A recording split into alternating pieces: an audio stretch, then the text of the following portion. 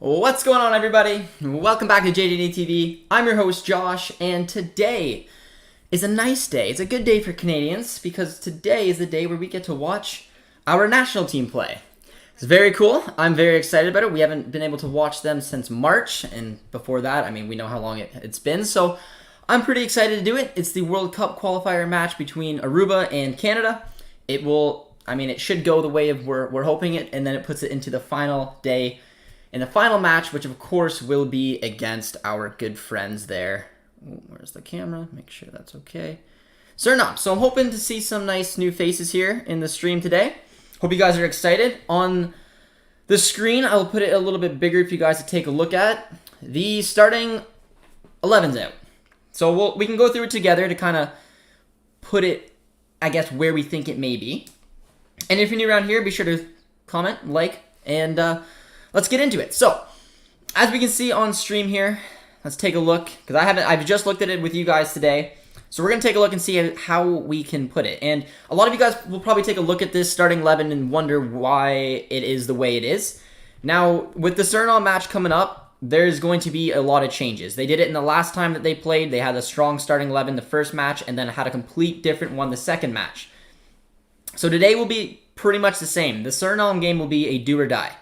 The winner of that match will be able to move on and potentially take on Haiti for the next round of qualifiers before, of course, the final one. So in today's match, I had a feeling because of not underestimating Aruba, but getting the main hitters ready for the final match, it's going to look something similar to this. Now, taking a quick look at it, going through it, I'm going to try to put it into a formation. If you guys want to give your guys' guesses the way that we're going to line up, you guys can let me know as well. But we'll take a little look. So I see right away we know who our keeper is going to be, and that is St. Clair. He'll be between the sticks. Right back, taking a look through this list, I don't see anyone besides Buchanan. So Buchanan, as we guys know, can play a little further up the pitch if we really wanted to. From the looks of things, it looks like Buchanan will probably be playing as a right back, which means Sterling will be one of the center backs along with Vittoria, and Samuel Adekujbi will be our left back.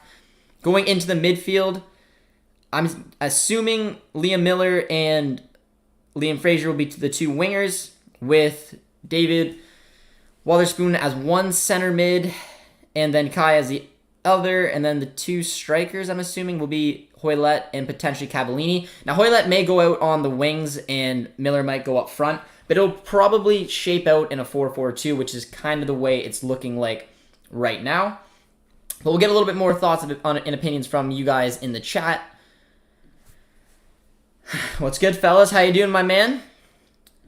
Let's put that a little bit down. Hope you're doing well. Hope you're excited for the match. I know that you're a U.S. men's national teams fan, but you could take a nice little sneak peek from there. I hope Canada wins. Love from Kuwait. How you doing, my friend? Very loyal viewer here on the channel. Hope you're doing well.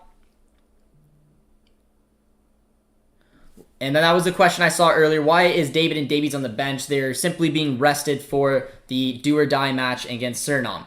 That game will definitely decide, I guess, the future of what's going to happen, if we're going to be moving on, if we're not. And that's just the kind of the way it's going to be. And it's a bit of a lighter bench today, but it's still a strong starting 11. I assume it's going to play in a 4-4-2. You can take your pick about who's probably going to be playing up front. In my opinion, it'll probably be, I want to say Miller. Miller, Cavallini would be the two strikers up front. Should be interesting, though. A little Canadian flag from Matty D. How you doing, my friend? Canucks Hub says, worried about Suriname.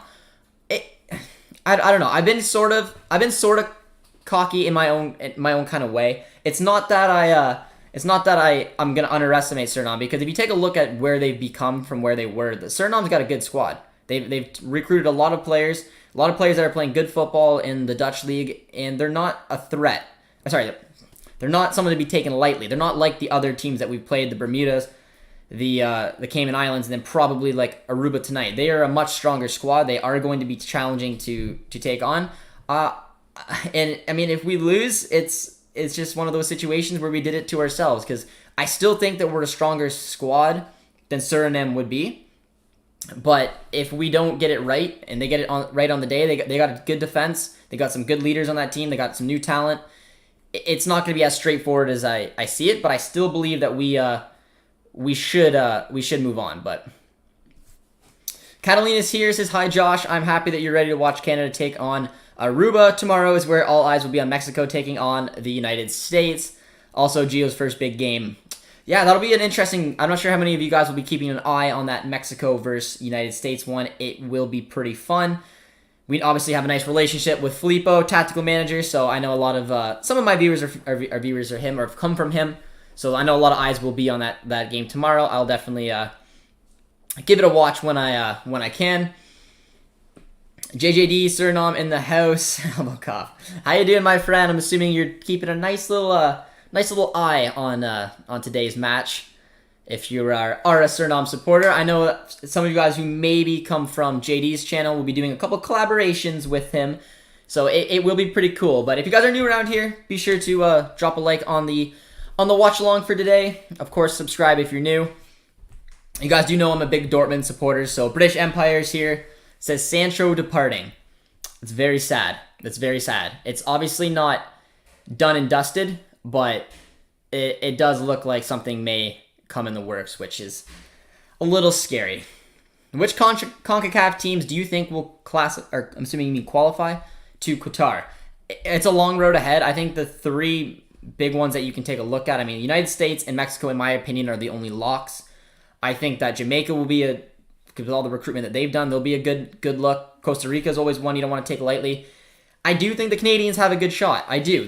It just sucks because it's a long battle to get there. But if you want to prove, I guess, kind of that you're willing to go in with the big and the bad, you got to be able to get through it. This is a long qualifying. We're in the first round right now. We have to take on Suriname. We have to win. And then we have a doubleheader against Haiti. We win that, we got to go to the final one. It's a long stretch. At the very minimum, this squad has to get to the final qualifications, and then anything can happen. It could be a long road, but I'm pretty excited for it. Dahoud working as our agent. Dahoud is our agent. You saw the, I'm assuming referring to the pictures with St. Just. I like it. I like it. We're waiting for him to get tied down to a long-term deal, so you got to wait and see. It should be fun. Wow, so it looks like Kennedy will be getting his debut against Suriname. That was my guess as well. I was going back and forth between Henry and between Kennedy, and I mean, arguably you could say the way that they might be lining it up is that Kennedy and Henry could be the two main starters, but I feel like Vitória is our main guy at the back, and I feel like he's gonna start the Suriname match with Kennedy, but it's gonna be interesting to see what actually happens with it. Because obviously the two today is young Frank Stirring, who isn't one to overlook as well, man. He is a very solid center back. He wouldn't be in my top two for the Suriname match. For me, it would be Vitória. I have heard a lot about young Kennedy, but it'll be interesting, man. It'll be interesting. We beat Bermuda 6-0. You did. And I said, like, the Suriname is not on the level of Bermuda. And a couple people were commenting that, saying that they're no different than Bermuda. That's not true, man. The Suriname squad's got some talent in it, and if Canada's not careful, they could be in for a rude awakening. But they have to come ready, and they have to come to beat this squad. Aruba, Jamaica. Yeah, pretty much the teams that we're taking on. I like it. As he isn't in the squad rotation, yes. And like I said, if you guys were aware with the first time we pretty much played in March, we had a very different lineup from game one to game two. Now, knowing how Aruba has played and have performed, that's why you're going to see a bit of a weaker squad out there today to rest up some of the ones. Don't think that Davies and David won't come on the pitch. They're going to get some touches. It's just how much Herdman wants to risk it, how much that he wants them to play, because it's crucial that they're rested. It's crucial that they're ready to go for the Suriname match. But I bet you that they probably come on between the 60th, 70th minute. But we will see. Good luck from England, Somalia. Thank you, my friend. Thank you. Here's an American right here. Won't be able to watch the game, but wishing all the luck to the rude Canadians. Good man.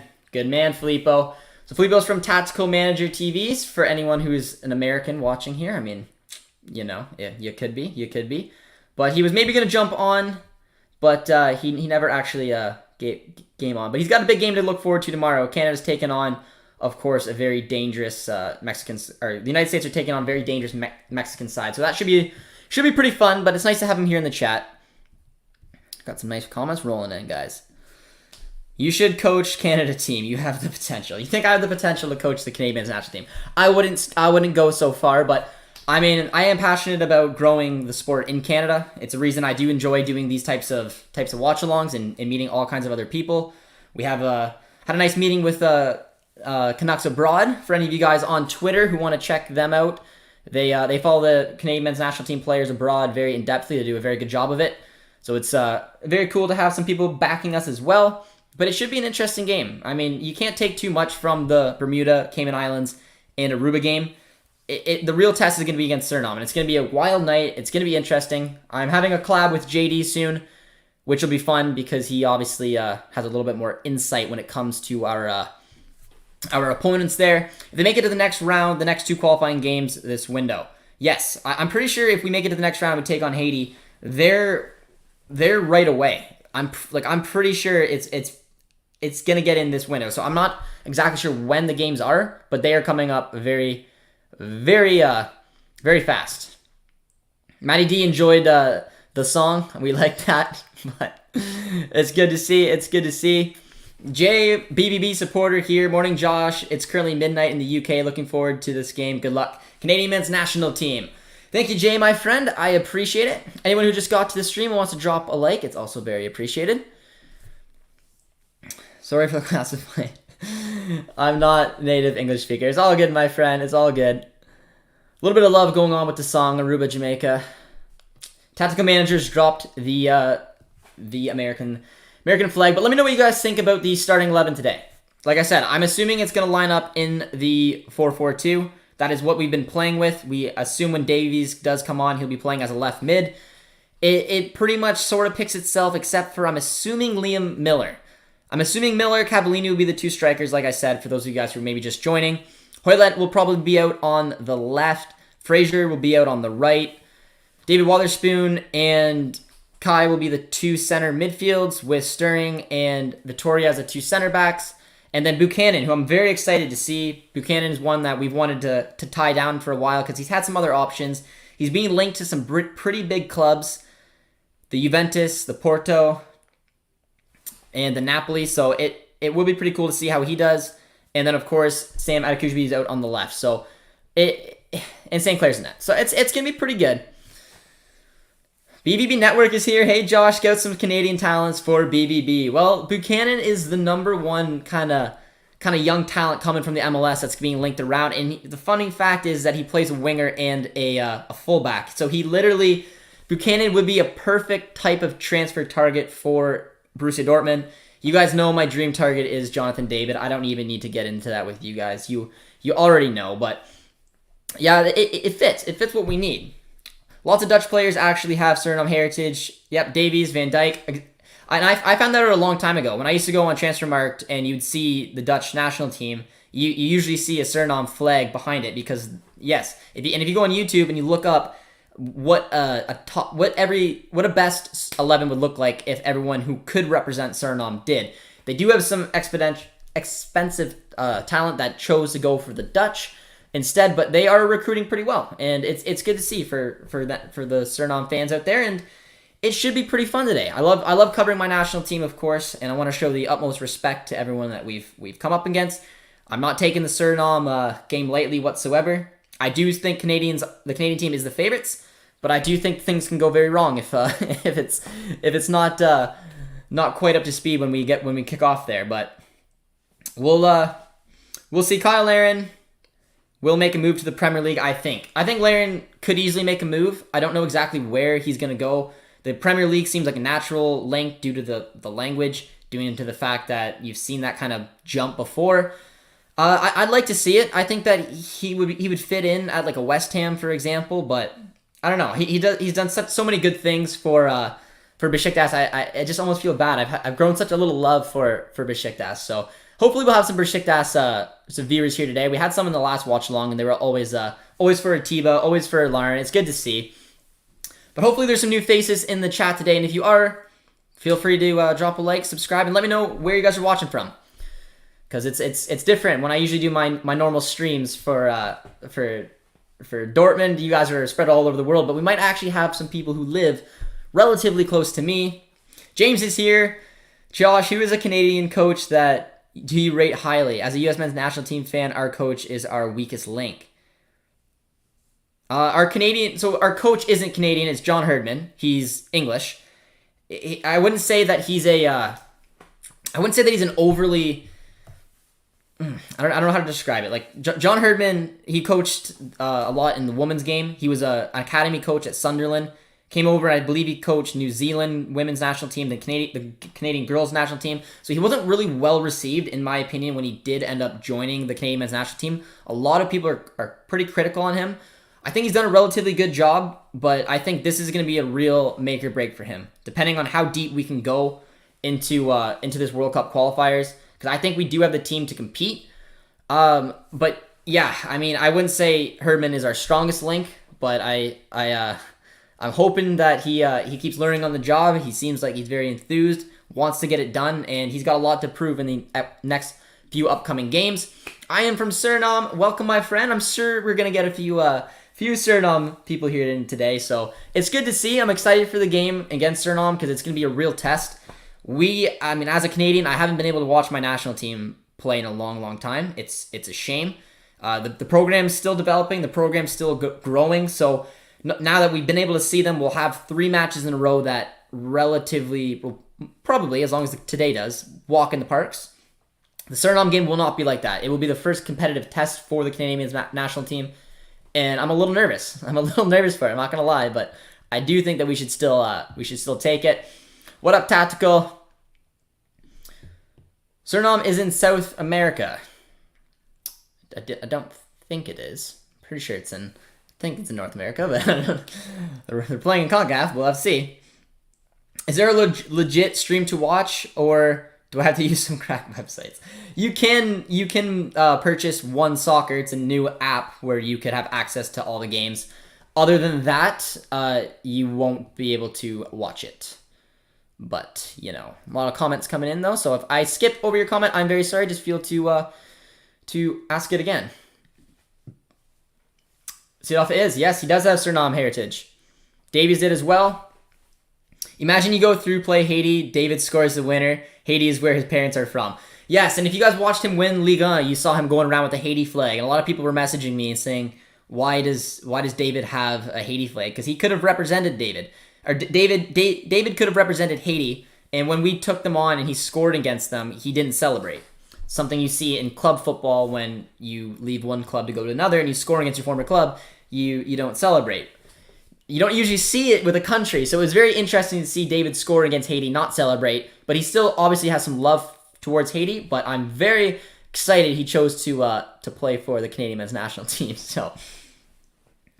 Have you seen the BVB reserve team, BVB2? It has so much potential. I have. I watched the game today on YouTube.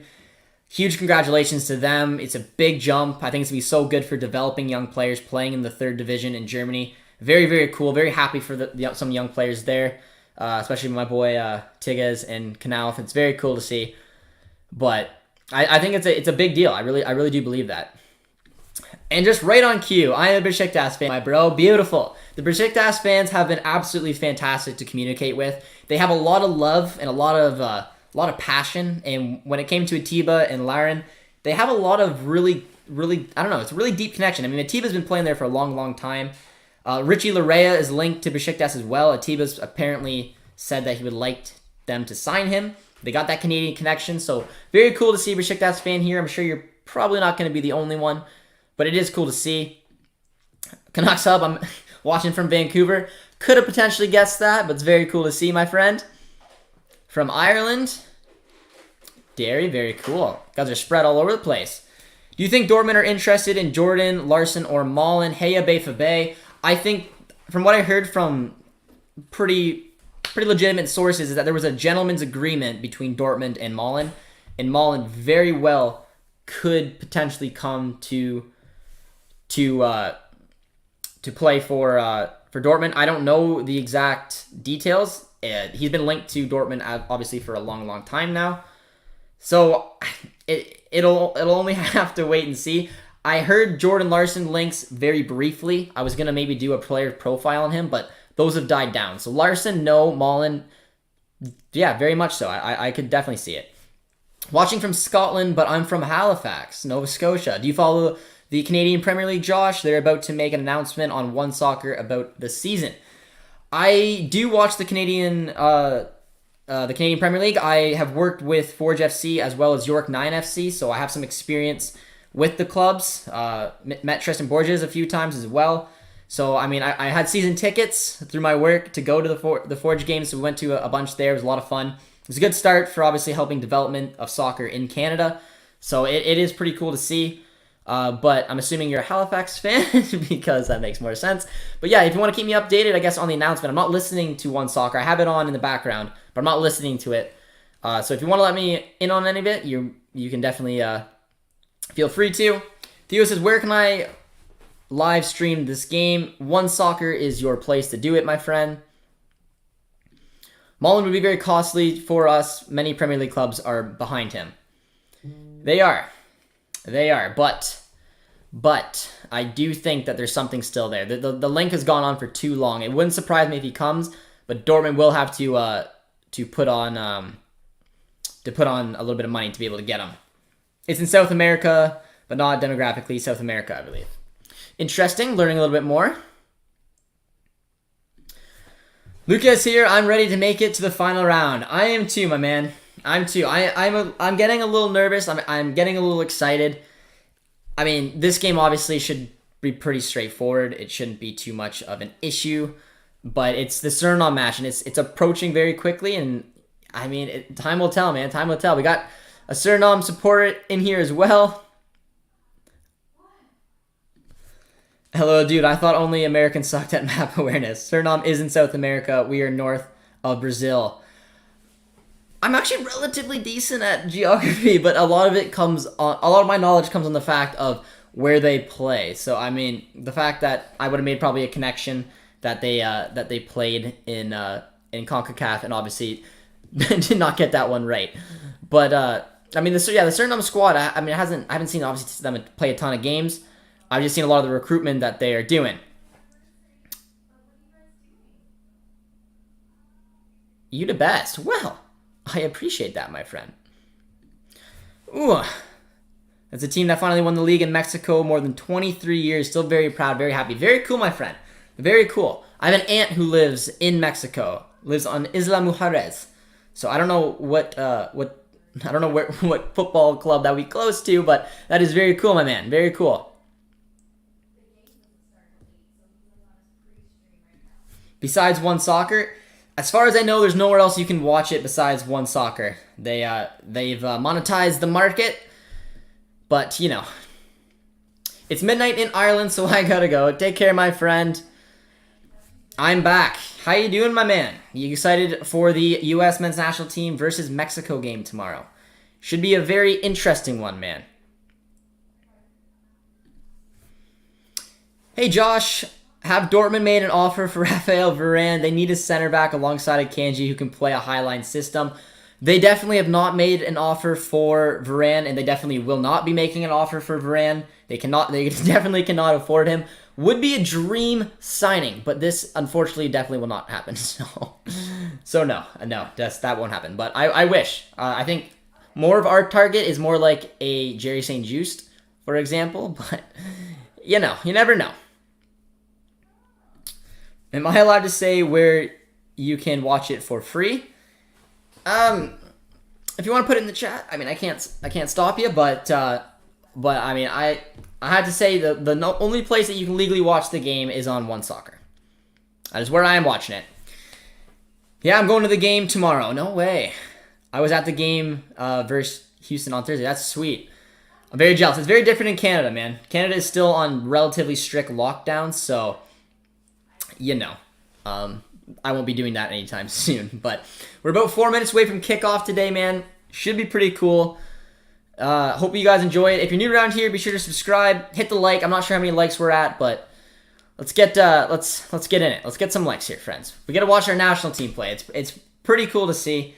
It's very surprising considering, it's been so long. I mean, I know we played in March, but that's still a relatively long time. And before that, it's just been forever. So I'm pretty excited to watch it. I'm a United fan, and we're coming for Varane. I don't think, well, Varane, I'm 95% positive Varane is not going to sign for Dortmund. But we will see. We will see. I would be very surprised if that actually happened. One Soccer, Tactical Manager's sponsor. All right, Tact. I was saying the same thing. Out of the two that we are linked with, who would you rather, Lacroix or St. Just? I would rather Lacroix, definitely. I don't think it's going to happen. I don't think we have the money to pull off that transfer. So, just, yeah, I mean, it sucks, but, well, yeah. I mean, it's just nothing we can do. I mean, Lacroix was heavily linked for a while, but it's not going to go down that way. I think St. Just is literally the only real option that we could actually get at a price range that really fits. It's a shame, but I think he'll do a job. I think he'll do a job. But we're gonna get that zoomed in for you guys there. Put it on the live ticker, and that should be fun. If you guys think it's too small, you guys can let me know, and I can see what I can do about that. But so they announced that the Canadian Premier League starts on the 26th, initially in a bubble in Winnipeg for 8 games, and then 20 more. Well, that's very cool, man. That's very cool. It's very cool that they're going to be able to start the Canadian Premier League. It's a very good step for obviously soccer here in this country. It's cool to see. So I'm happy that that's happening. But all eyes right now are on the Canadian men's national team, and I'm excited to watch them again, man. I'm excited to watch them again. It should be cool. In my opinion, they're going to play in a 4-4-2 today, and it could be a 4-2-3-1, I guess. But we'll have to see. But if you guys are new to the stream, drop a like, subscribe, all that fun stuff. The game is about to get going. Live ticker will be on the screen. Junior Hoylett is wearing the armband for the Canucks today. Always good stuff. I really like the CONCACAF qualifiers and away matches. They are so unique. It's a long, grueling affair to try to get this to the World Cup, man. It is. It's tough because if you get one game wrong, and the one game, for example, if we don't get it right against Suriname, we're packing. That's it. It's all over. But if we win it, we have to go on for a doubleheader against Haiti. We win that, we got to go to a third final round. It is long, but for a country that hasn't been able to watch their national team play in so long, and seeing how good our national team has become, it is pretty cool to see. And I'm excited to see how far that they can make it. And I'm excited to watch them today. My special eye today is on Buchanan. He's the one player that obviously has been heavily linked to some pretty big clubs around the world. So let me know what you guys are thinking of today's match and who's your player to watch for the day. Also Cavallini, because he just always seems to score.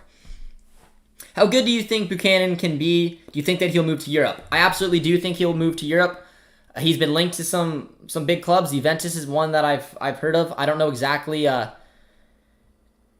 where he'll go, but I'll for the image here for the live ticker, let me know which one you guys would prefer. There's this one, or there's this one. Would you rather me a little bit smaller or bigger? You guys can pick. Just put say small or big. I mean, it doesn't really matter. I might just keep me small for you guys. CONCACAF is chippy. It is, but it is getting stronger. And that's what that comment is right there. And you're absolutely spot on, man. Like clubs like Suriname, Jamaica, Canada, these teams look drastically different than they did in the last decade. And it's exciting. It's very exciting. I'm happy to watch my national team. I think it's going to be cool doing a lot of these big watch-alongs coming up. But we're to kick off here. We're taking on Aruba. It should be fun. It should be fun. So if you guys are new to the stream, be sure to drop a like, subscribe, and let's see what the Canucks can do today. And I'm going to try to figure out what formation they're playing. If you guys have an idea what formation it is, you guys can let me know. It could be a 4-2-3-1. Witherspoon looks pretty far up the pitch. Hoylett can also play as a cam if need be. Cavallini is clearly the striker. But it'll be nice. Already off to a good start. And it makes me kind of nervous watching the match in that Suriname game. Like I'm acting pretty confident. I'm acting like we're gonna have an easy time, but that could not be further from the truth. It's gonna be a tough match. It's gonna be a do or die kind of match, and it's gonna be interesting to see what happens. Canada needs all the luck they can get because the experience isn't there. It's a lot of young talent, but there is some experienced players. I mean, in this specific squad, unfortunately, Scott Arnfield and Atiba Hutchinson aren't there. It's a shame. But there's a lot of young talent, and that's what matters, is that they're doing it in some of the big leagues. Jonathan David has done wonderful things in Liga, obviously winning silverware with Lille. We can't talk about Alphonso Davies enough. Probably one of very few world-class talent in CONCACAF. It's incredible to see. But I'm predicting that we win 6-0 tonight. You guys are more than welcome to give me your guys' prediction. I think it's gonna be a bit of a blowout, man. It is. Chris is here, my man. Hey, Daddy Josh, wanna give me a kiss? You're a dirty man, my friend. You're a dirty man. But if Canada tops the group, do they qualify for the World Cup? They do not. It's a long, grueling qualification process, man. Not only do they not have to get through this round, they have to get through 2 more. So after this round, hopefully if they beat Suriname, they will move on to the next round, and then they have to do a 2-legged affair with probably Haiti. The winner of that then goes to the final qualification where they'll meet up with Mexico, they'll meet up with the United States, and Tactical Manager and I will have a lot of fun. And at the very minimum, man, that's where I want to see this team go. We have to go for that kind of run. We absolutely do. It's been so much fun watching this national team. That's a poor touch there by Frank Stirring, though. Going the other way. It does definitely look like a back 4. But it's fun, man. It's fun to watch your national team play. And just growing up, being a huge fan of this sport, it just feels so weird being able to do it and seeing some of the talent that we've had. Our back line still makes me a little bit nervous, but there is some pretty big opportune moments that hopefully we'll find a little bit of growth. But Buchanan's definitely playing as the right back. Fun fact: the coach from Aruba is from Suriname. I like it. I definitely know we got some Suriname supporters here, so it'll be fun. I mean, I'm excited to do a little collaboration with JD. Get to know the Suriname squad a little bit more. And we're doing a combined 11. I'm hoping that we crush JD. But the Suriname squad, after doing a little research, does have some talent there. Why is Davies and David not in the starting lineup? In my opinion, they'll probably come in the 60th to 70th minute. They'll probably come in to obviously get some touches on the ball, get fit. But they're not in today's starting 11 because all eyes are on the Suriname match.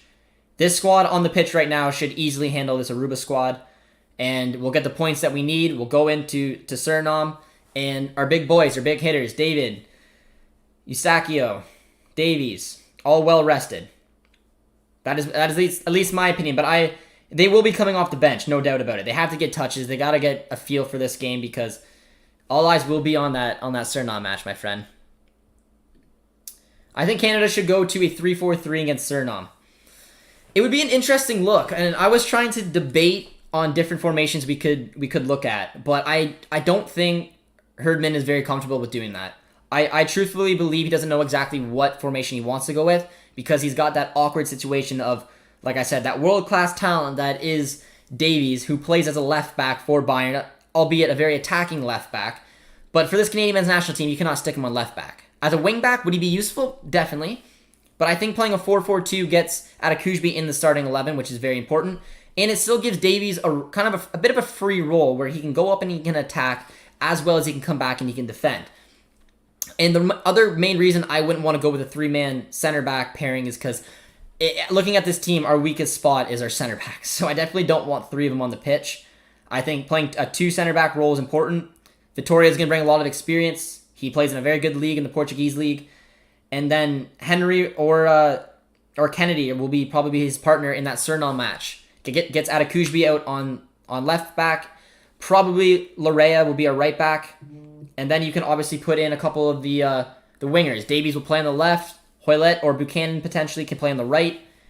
And I'm assuming David Wotherspoon and Eustachio will be our 2 center mids with with Lauren and our boy David up front. So it's a tasty looking squad, but I don't know, man. That back line is the thing that makes me a little bit nervous. We told the Aruba coach to tell his players to break Davies' leg. Easy. Don't want that. What was the reaction when Davies won the Champions League in Canada, specifically in Edmonton? It was huge, man. It was absolutely huge. Like I said, I've always been someone who's followed this sport. I've played hockey my whole life. I love hockey. There's no doubt about that. But I love this sport so much, but it just never looked like the Canadian men's national team would ever be able to compete, let alone come close to maybe qualifying for a World Cup. Now, obviously, we're going to be hosts of it, so we have an automatic start. There's nothing wrong with that. But when it comes to seeing this talent grow, I think Davies he deserves a huge round of applause, man. He's such an incredible young kid. He really woke this country up to see kind of that the talent can be there. He came from this country. He lifted a Champions League from this country, and it's pretty cool to see. And now you're obviously seeing Jonathan David do something pretty special as well. A lot of these players. I mean, David Wotherspoon was a double cup winner in Scotland, which is no small task considering that the Rangers and Celtic are two big hitters in that league. So the program is working. It's getting there. And, I mean, if we can somehow land Tamori, I'd feel a lot more comfortable about our chances. But it is pretty cool, man. It is pretty cool. And I'm proud to be here and hanging out with you guys. So hopefully if some of you guys are new, you'll consider subscribing to the channel or at least dropping a like. And we can enjoy watching our national team play together, which, like I said, in my lifetime, it hasn't been something we've been able to do too much.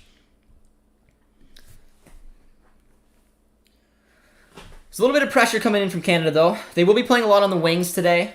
Like I said, they're in my looks, they're playing a 4-2-3-1/4-4-2. They'll be taking advantage of the wings. They'll be whipping balls in. And it's going to be very tough for this Aruba side. Hoylett is on corner kick/free kick duty today. He's got a corner kick right now.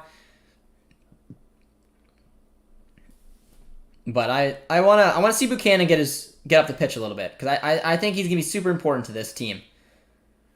It's a good header there by Aruba. JD is a killer. I wonder if it's been called fake news Jamaican. JD's a good guy. JD's a good guy. Hey mate, greetings from Germany. Greetings, my friend. Hope you're doing well. Cheering for Canada, I'm hoping as well.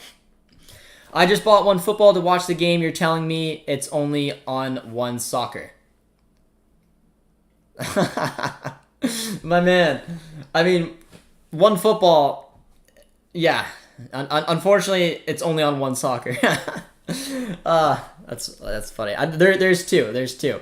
But one soccer has all the Canadian Premier League content. You can watch every Lille game. It's got the Canadian men's national team. That's where you can look for this game. But I don't know. Let me know how you guys are feeling in the chat, specifically about the game against Suriname.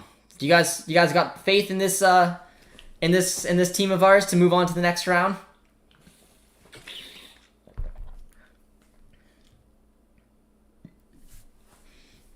I saw all the groups of the qualification, and I think the Canadian group is the hardest one.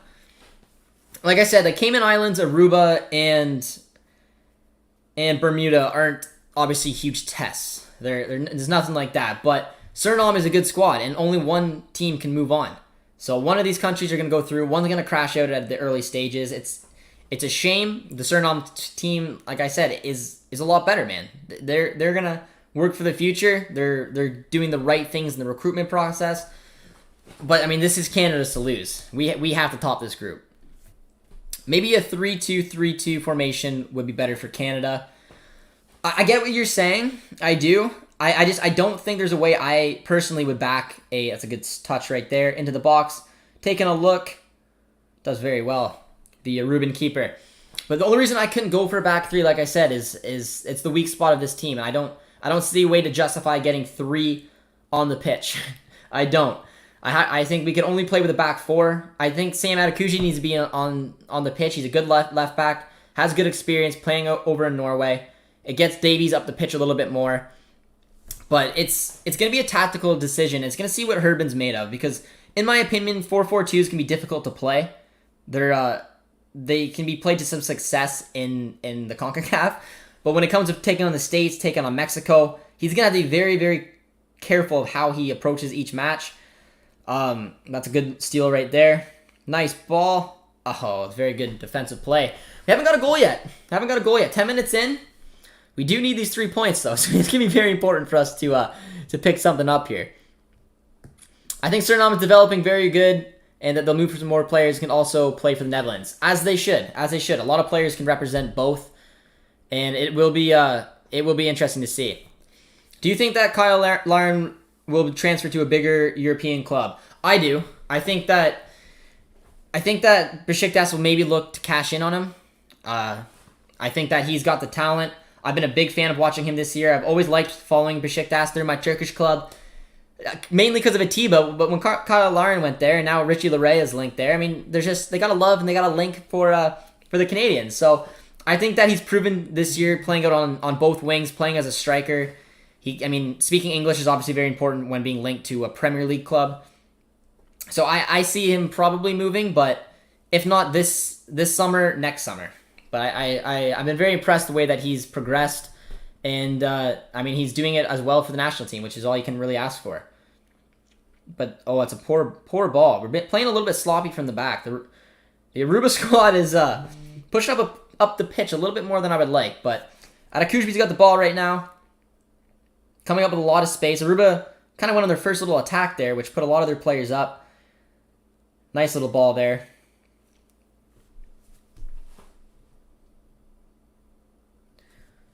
Does well. It's gonna be a matter of time.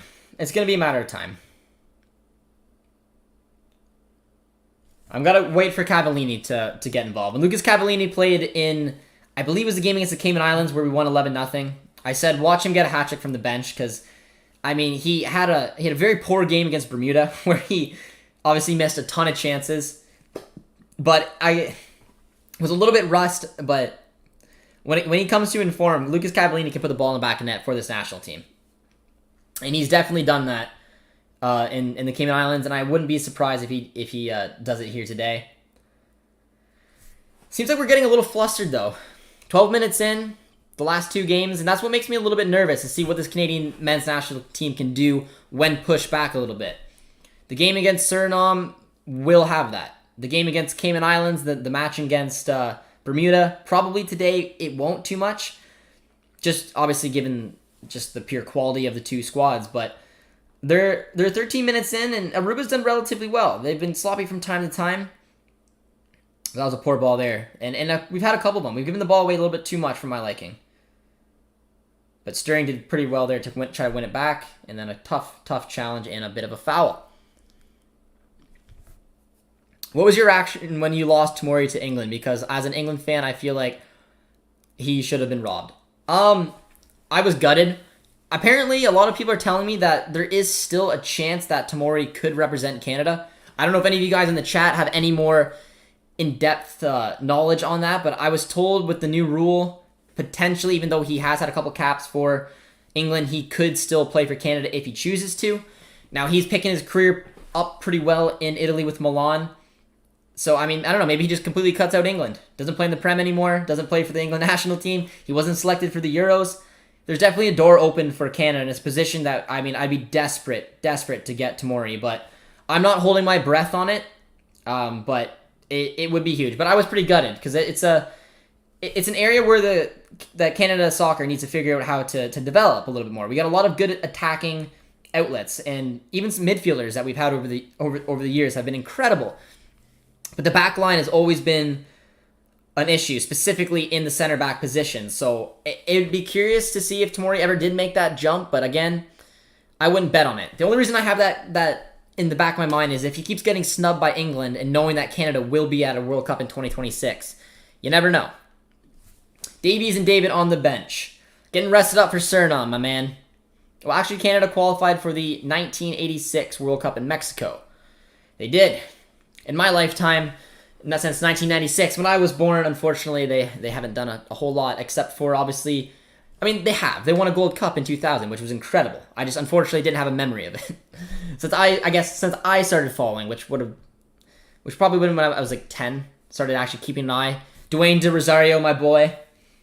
But, I don't know, out of the teams I've seen, even that 2000 World Cup team, man, or Gold Cup team, was drastically different than the talent we're seeing right now. and it's awesome to see. I'm also very excited that St. Clair's getting the start today. I don't think he's been cup tied yet. I wanted to get him locked down. He could represent the States if they wanted to. I'm a big fan of him. Plays for Minnesota, and I'm relatively satisfied that he's there, man. Do you think Canada's soccer team can make it this time qualifying for the World Cup in 2022? I think it's going to be a tall task. I think it's doable for sure. But again, we got to see a little bit more from this team. This is a lot of talent on paper. It really is. But I want to see that. I want to see what this game against Suriname is going to bring. Because like I said, they're a much different team than Aruba. They're a much different team than Cayman Islands and Bermuda.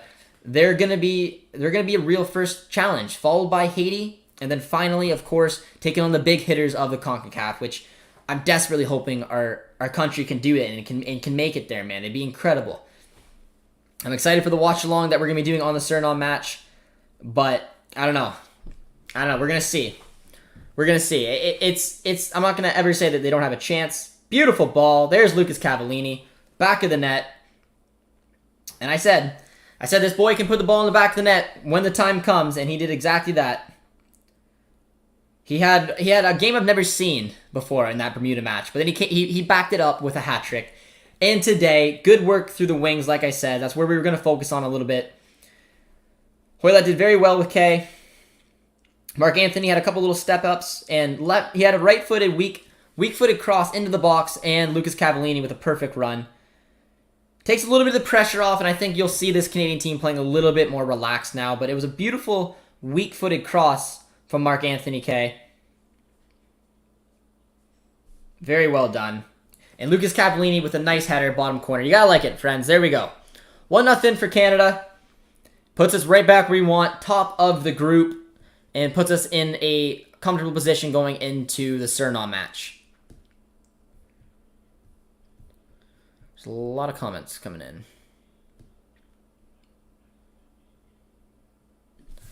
What do you think about Tomori not being selected for the Euros?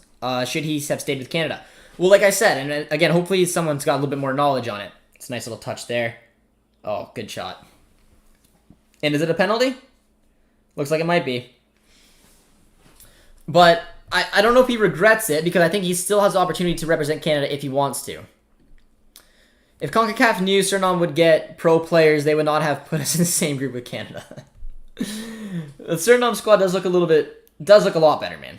But here's a nice hit. That's a clear handball. I'm assuming Cavallini is going to take this penalty. Davies did take the last one, but hopefully, I'd like to see Cavallini, man. He keeps racking up these goals, but that's definitely got to be a penalty. Liam Fraser did very well there. Liam Miller did very well there. And it's got to be Cavallini to take this, but it's not. It's going to be Hoylett. All right. I mean, he's wearing the armband today. I respect it. Let's see what Junior can do. Lucas says we are very sloppy. This is obviously an older one in the older chat that I'm just getting to, but yes, we were right. And there we go. Junior Hoylett, man. I remember sitting back years and years ago when Hoylett decided to represent Canada, and I was so excited about it back then, saying, man, we got a decent player playing in Europe representing Canada. This is sweet. And now we're seeing some of the talent that we're becoming. I mean, it's cool. It's still cool to see Junior Hoylett being a part of this team, but I mean, I think Corbiano is going to take that on pretty quick. But does very well, nice and cool, calm penalty, back of the net, 2-0 Canada. Who do you think will win the Euros? I think France is the favorite, but I'm backing Belgium. I think they're going to win it. Trying to please Musa, I see. Tomori should rep Canada. Besides, Musa chose the U.S. over England, so Tomori should do the same. I'd be interested to see what it would take to get Tomori, man. If I was them, I mean, I'm sure Tomori's going to figure out what his career looks like with the English national team, because minutes and, I mean, being a very important part of this Canadian men's national team could be an option for him, as well as a guaranteed World Cup. I mean, saying that, England should almost guarantee go to a World Cup. But I think maybe an issue of representing Canada is you don't know if they were going to qualify for a World Cup. But knowing that they're there in 2026, if he joined right now for qualifying, man, he would be so helpful, especially if they got to the final round. But I don't know. I'm going to have to do a little bit more information on it. Canada B squad looking dreadful. They were looking pretty poor, and I said I wanted to see how they would bounce back from a little frustration because they were giving the ball away. They weren't playing well. They weren't using the wings to their advantage. They got that first goal. They've obviously been comfortable now. I'm gonna skip over some comments though because I'm obviously too far back down in my chat. I'm not even at the first goal, but I'll pick one more. How do you think David and Davies will do in the Premier League? I think they would both do very well. I think Davies can move to the Premier League anytime he wanted to and do very well. I don't know about David quite yet. I think David should, for his own good, do another year with Lille, playing some Champions League, get that kind of experience. Another nice ball by Buchanan, does very well. Liam Miller, top of the box. I thought Miller's looked pretty lively today. He's definitely obviously playing on the left-hand side. As I say that, of course, he gives the ball away. Why wouldn't he? All right, I skipped through a lot of them, guys, so I'm very sorry. If I did skip your comment and you want to ask it, feel free to do it so again. But we are top of the group right now. Sitting very comfortably. I just want to skip to the second half, man. I want to see our boys come on. I want to see Jonathan David, man. I have absolutely fallen in love with this kid. I watched a lot of Lille matches this year. I'm obviously a huge Dortmund fan. I'm a Dortmund fan channel. We have a partnership with the club, which is very cool. But I got my love for my Canadians, so I watched a lot of Lille. It's probably the team I watched second behind Dortmund this year. And Jonathan David had a tough start, man. He had a tough start to his Lille career. But he bounced back, and he's done some incredible things. And to see them lift Liga was awesome. But hopefully a lot of you guys who are new to the chat, let me know. Let me know where you guys are watching from. Be sure to subscribe and drop a like on this stream. It's always appreciated. I did not know that Tomori was from Calgary. That's where I'm from as well. I did know that only because I followed him. I knew that we had a chance to potentially get him, and it almost looked for a sec that he might have looked there, but it unfortunately wasn't the case. Just gonna do a little retweet to my boy Jay. A little bit of Canadian love. But Tomori is really close to breaking out into England's regular team through no chance he would choose us. It depends, man. It depends. I mean, a good example of that is, I mean, if like getting snubbed for the Euros, man, is not an easy thing to get on. He's not going to forget that. He's going to try to figure out where his future lies with this squad and with this national team. And if he's not able to represent it, I mean, he's not going to be obviously very, I guess, committed to keep going for it if the chances are going to run out. But I mean, he is doing very well in Italy. He's doing well, good stuff for a good Milan side. So I mean, I was surprised he got overlooked, but I mean, we'll have to see. Tomori only played one game for England's senior squad, so I think that he's still eligible to play for Canada. He's got less than 3 total games. I heard that as well, my man. I'm still, like I said, I'm still holding out some hope, but there's a poor ball there by Stirring out for a goal kick. A center mid I've been very impressed with, and I think is gonna go on to have a very good career is Eustachio. I think that he's done some wonderful things in Liga NOS. I think he's been linked with the clubs like, I believe Napoli was one who I would love to see him go to. Porto as well. One of the best clubs in Portugal would be huge for him. So I would love to see it, man. It's an excellent question. How are you not a Bayern fan? So for those of you guys who are new to the stream or maybe new to me and don't know, I am Canadian, but I followed Borussia Dortmund. They are my favorite club. I followed them since I was 10. We created a fan channel around my boys. We work for the club. We stream on their Twitch. We got a very exciting project that I'm working with the club, and we're gonna be letting out this summer. So I mean, my heart bleeds black and yellow. So unfortunately, one of the worst things could have happened was Davies went to Bayern. Everyone always asks me that question. How are you not a big Bayern fan? And I'm a Dortmund fan. So that's how I was a Dortmund fan long before I even knew who Davies was. So it's always one of those awkward things, which is why it makes it so awkward. It makes it so awkward. I mean, the only time I've ever really cheered for Davies for Bayern was in the Champions League final, because it was incredible for Canadian soccer to be able to bring home a Champions League, man. But it's been a tough journey. It's been a tough journey because of that. But I mean, like I said, I love Dortmund. They're my club. I'm lucky enough to be able to work with the team. But I get to cover my boys here, the Canadian men's national team, and I get to cheer for Davies this way. So very cool, man. It's fun watching David and Weah play together at Lille. Both improved so much.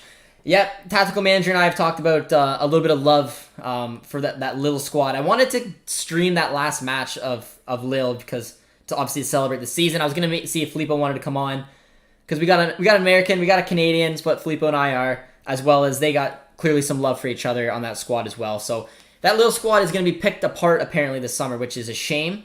I don't know what the best decision for Jonathan David is. If it's to stay with that Lille squad, see who they can keep. Magnon's obviously gone. Their manager's gone. I think one of the center mid's gone. Potentially Akone's been linked out. It's a little nerve-wracking if you're a Lille or Jonathan David supporter. But let me know in the comments what you guys think. Should Jonathan David stay in Ligue 1 for another season?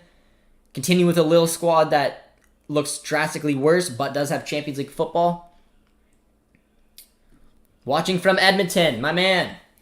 Not sure if you're a hockey fan, but you had a tough way to get knocked out of the playoffs this year. It's a good shot from distance, a nice save by the Aruba keeper. Where are you watching the match? One soccer, my friend. One soccer is the way to watch it. Favorite team to win the Euros? If I was a betting man, I'd put it on France, but I want Germany to win, but I think Belgium will. Watching from Edmonton, London, I think Tomori is also eligible for Nigeria. He is. I didn't know that as well. Canada's on a good way to become a consistent top 5 team in CONCACAF. What's your opinion about this? I think that's totally fair. I don't think that's overlooking this Canadian men's national team. If you look at some of the talent on this team, and you talk about world-class talents in the CONCACAF, we have Davies, man. When you've watched him take on the likes of Bermuda, and I know that's not much to say, I'm curious to see what he can do against Suriname. But he's a world-class talent. He's won a Champions League to his name. He's got Bundesliga titles. He's got cups. He is the full package. And now we see pieces being built beside him. Someone like Jonathan David, for example. 14 goals, the most goals ever scored in a top 5 league around the world for a Canadian. Obviously have Larin, who I think is going to make that jump to a top 5 league soon. Wonderful things. Cup and league winner with Atiba Hutchinson in Besiktas. It's good. It's that back line that makes me nervous. But I mean, Richie Laryea has been linked to Besiktas as well, which I think could just keep helping his game develop. But we need to figure out a way to recruit and or develop center backs in this country. It's a big issue, but I think this Canadian team in no way, shape, or form should not be able to compete with the top 5 of CONCACAF. The States and Mexico, in my opinion, are that step, at that top step. But I think Jamaica, Costa Rica, Canada, Honduras, those time teams are all relatively similar.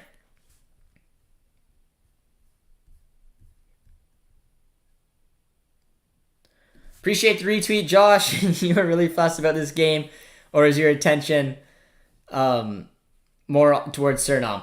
I mean, I'm not too fussed on this game. I'm just sitting back enjoying being able to watch the national team play. There's no reason they shouldn't be able to steamroll Aruba. They seemed relatively nervous for the opening 12 minutes. Since then, they've dominated possession. They're going to pop a few more in the net. We know that Davies, David, Larin, those kind of guys are going to be coming on. Some little ball in there from Hoylett, relatively poor. But I'm mostly focused on Suriname, man. In this group, one match really matters, and it's a do or die. Suriname did what they had to do to get their 3 wins. Canada looks to do the same. It comes down to that match against Suriname. And winner moves on, loser is out, man. Like it's scary. It's scary. There's so much hype around this national team. And I just don't want to see them give up this opportunity. But Sterling did very well there. Got some new people to the chat, so welcome, my friends. Let me know if you're new to the stream. Consider subscribing if you are. Drop a like. We're watching Canada lead 2-0 against Aruba 30 minutes in and topping the group right now, which is what we need going into that Suriname match. List of Canadian players wins with clubs in recent years. I like it, my man. Oh, wait, it's too long. First half, will it be less than 4 goals? I mean, this has been a relatively, for Canada's perspective on this Aruba match, it's been a relatively sloppy 30 minutes. I mean, they've got their 2 goals, but they haven't looked as completely straightforward, completely dominant as they probably should. So, I mean, if you were looking to put money, which is why I'm assuming you're asking me this, I'd say no. But at the same time, they could score 2 goals in 2 minutes, and in my opinion, means nothing. So, but Junior Hoylett is down right now. He looked like after that shot a little bit earlier, he tweaked something. He's gone down about 2 minutes later. The staff is looking at him. It looks like maybe Corbianu is a natural replacement. I'm excited to see Theo come on. I'm hoping it is him. Do some damage on those wings. In your opinion, who's the best team in CONCACAF right now? Excellent question, man. I think the winner of tomorrow's match against Mexico and U.S. will answer that. I know a lot more about the United States team than I do against the Mexico squad because of, tactical manager. I watch his streams a lot. I enjoy listening to his opinions as well as 11 Yanks.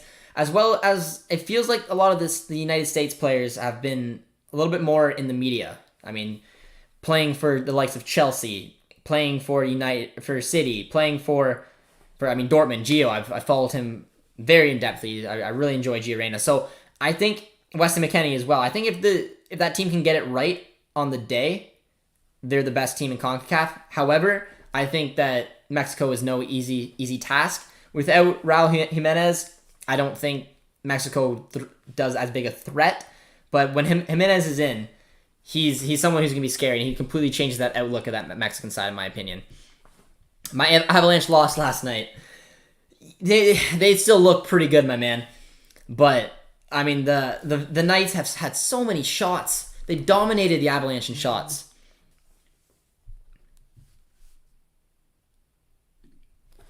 I think David should stay at Lille for one more season and get some Champions League experience. I think that's probably the best decision for him, man. I agree. I know that Lille looked like they're going through some financial troubles.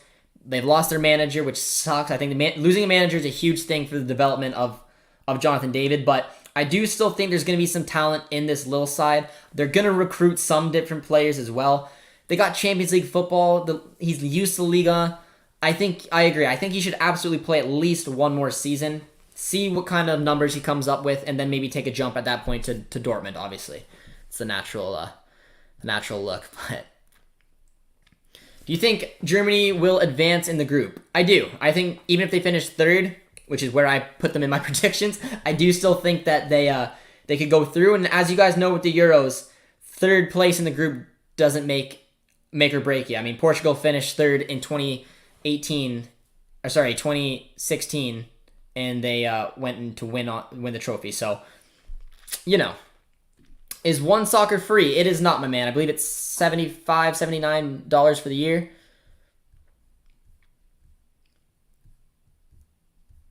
Guys got some good comments coming in. Hope you guys are excited to watching our national team, man, as much as I am. It just seems crazy, like, especially seeing some of the passion around the world and watching what it's like to have a national team that you're able to support. And I'm hoping that as a country, as a media, we take these kind of steps to be able to keep pushing forward. But a substitution is coming in. Roger Gerard has come on as right back, which I'm very excited for. The CF Montreal fullback has come on, which means that Buchanan definitely be pushed up the pitch, which I absolutely love. Buchanan has the ability to play as a winger, as a right midfielder, and of course as a fullback. I think he's a little bit more dangerous when he gets put up the pitch, and this substitution does that exactly. So I'm hoping to watch him a little bit more on this right-hand side, show some of that lightning speed that he has. A lot of people think that he's got a similar gameplay to Leroy Sané.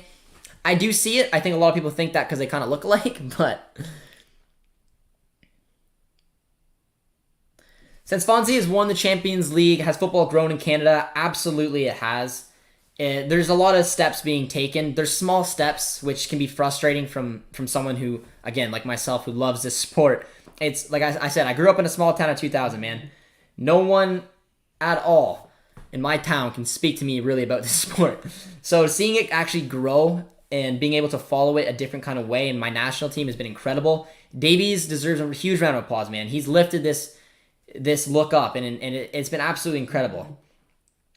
Got a corner kick coming in from Miller, does very well, and it's cleared out for another one. A little bit of pressure coming on in. Welcoming some new people to the chat. Hope you guys are doing well.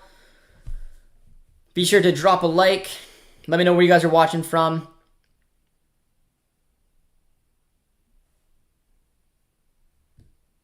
Theo better than Hoylett. A lot of people did that. I put up a best starting 11 I think that they should play in the Suriname match. I did put Hoylett on the right side. I think that's a debate. You could put Theo Corbianu there. You could put Buchanan there. I'm a big fan of Buchanan. I think his speed is very important. I think the fact that Corbianu plays in the Prem could help him out a little bit as well. But we'll have to see. Straight from Suriname. Doing some scouting, my man. It's hard to scout these type of matches, like I said. Like I think the match against Suriname is going to be an incredible match for both because, like I said, like it's so hard to judge. It's a different match playing Aruba than it is someone who's going to give you a run for their money. And like I said, I do still think Canada are the favorites. I think they should go through, but I don't think it's going to be a straightforward, easy kind of match. That Suriname squad has recruited well. They show that they can do just as much damage to a Bermuda, Aruba just as we could, and I'm nervous and excited for it, my man. Never heard of Aruba before. It's in the Caribbean. My parents go on vacations there. That's about as much as I know from it. Canada, you better watch out. Haiti is coming for you. You broke our hearts, man, in the last Gold Cup, but I think a little bit revenge is on our side. I think since that Gold Cup, this Canadian squad looks a lot better. And again, I still think that if we take on Haiti, we should still be the favorites. We should, but there's still so much question marks about this Canadian squad. Can they do it in a match that matters?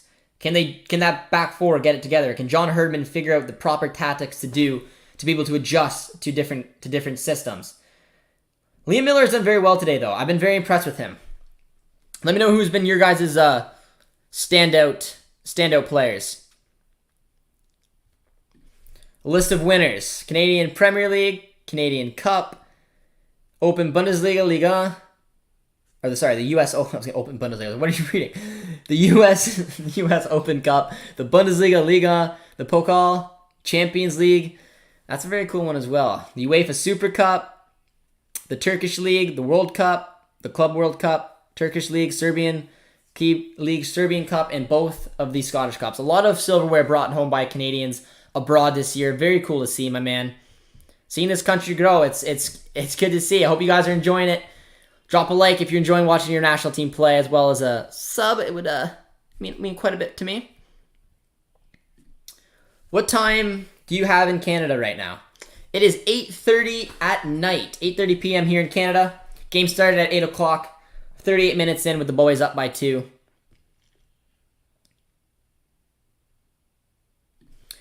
Why do they make a substitution in the first half? Was he injured? Yes, he was. Hoylett took a shot earlier in the half. It looked like he tweaked something, maybe a muscle injury.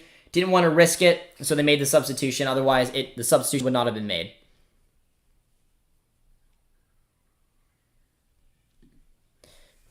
Oh, it's a very interesting question.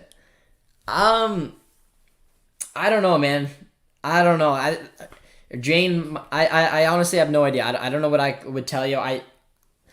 I'd say middle of the pack. Middle of the pack. Just on the bubble. It's one of those ones. I wouldn't say that they're obviously the favorites. I don't think they would be towards the bottom either. I think that they'd be right on that bubble. Joseph's here, says, hi, Josh. How you doing, my man? Adekujbi does well there. Still surprised the game is only 2-0. I'm excited. Nice ball to Cavallini. Tried a little back heel. I'm excited to see the second half, man, when some of the big hitters come on. Because I don't know, there's a little dysfunction, in my opinion, that's gone on in this first half. A lot of players, again, who haven't played together before, trying to see what works. Quality's obviously figured it out, but in my opinion, Liam Miller has been the best player on the pitch so far. That was a poor ball. Poor ball there. Aruba's gonna win. If you put down some money for Aruba to win, you'd be making some good bank.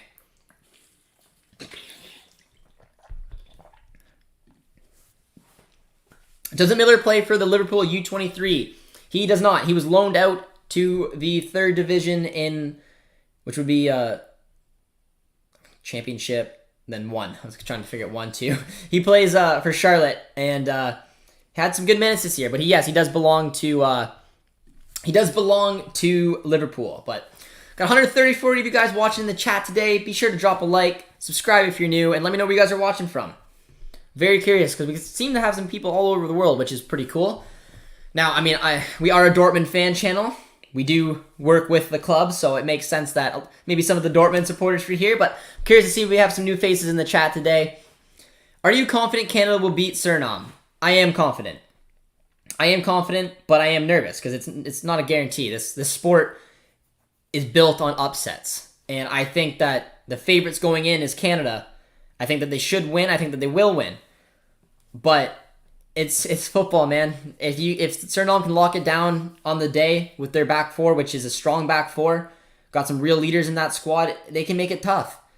And the biggest thing, it's not even about the Suriname. It's about us doing it to ourselves.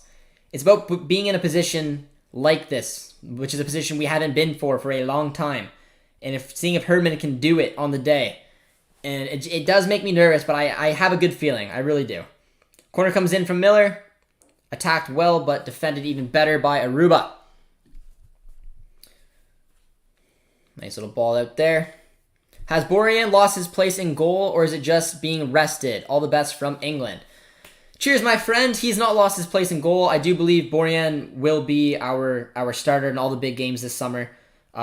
He's more than likely, again, most of the players that you're going to see on the pitch today is a little bit of the B squad for Canada. The A squad is being rested. They'll probably come on in the second half for some touches, for some minutes, and then will be unleashed when it matters most in the match against Suriname. I don't understand how this qualification World Cup looks like. There will be a playoffs to determine who's going to the World Cup. So there's the first initial group stage, which is what we're in right now.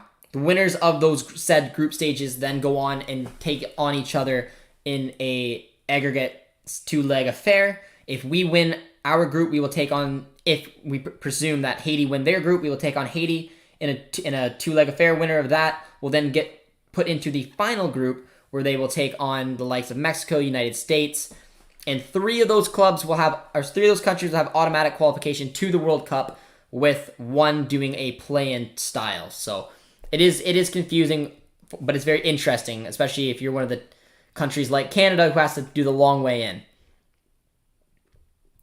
Hello, JJ. How you doing, my friend?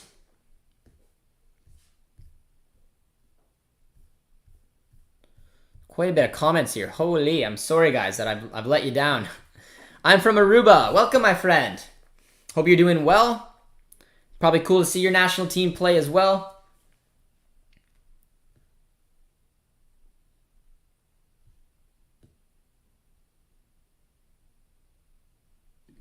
Got some confidence that we're not going to make it.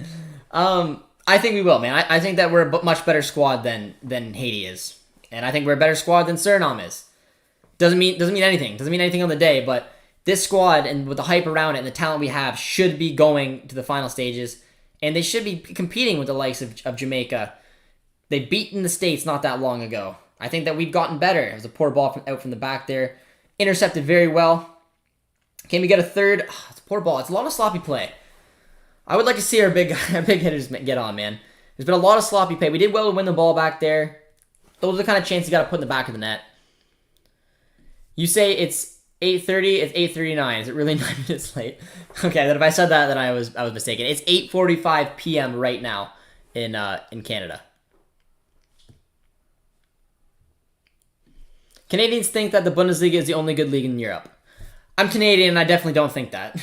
I think that the top 5 leagues are all incredible leagues. I think they're all incredible in their own different way.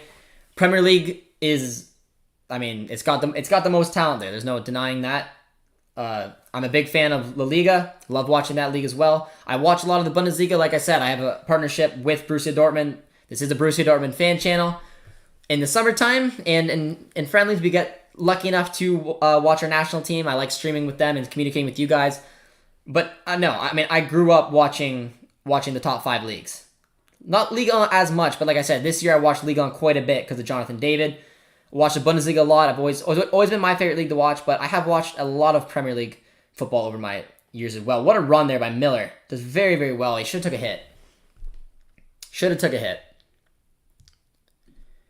It's 2:30 a.m. I better go to bed now. My man, I appreciate you staying up and supporting the stream. That's good, man.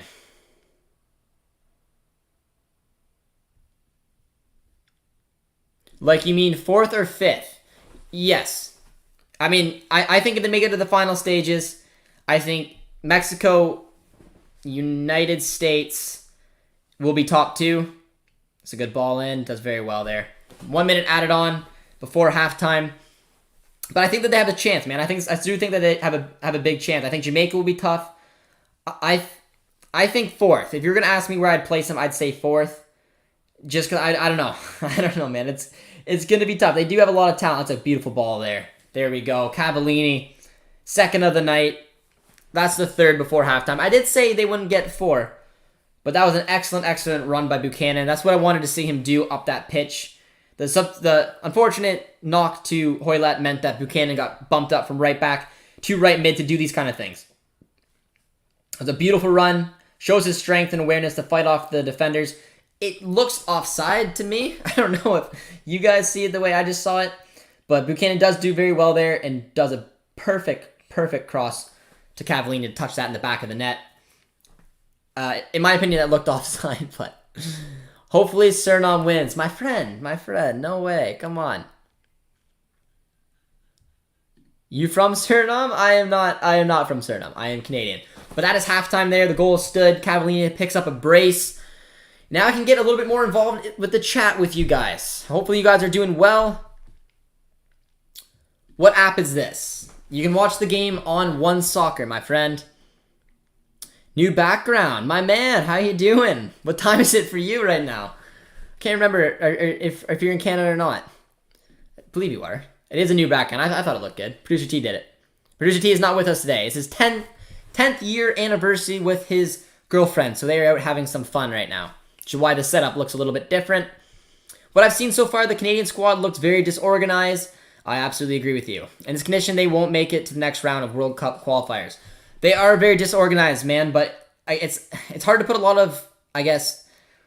of input on this squad because, to be honest, it's not the squad that we're going to see against Suriname. You're going to see the likes of Kyle Larin. You're going to see David. You're going to see Davies. You're going to see real game changers on the field.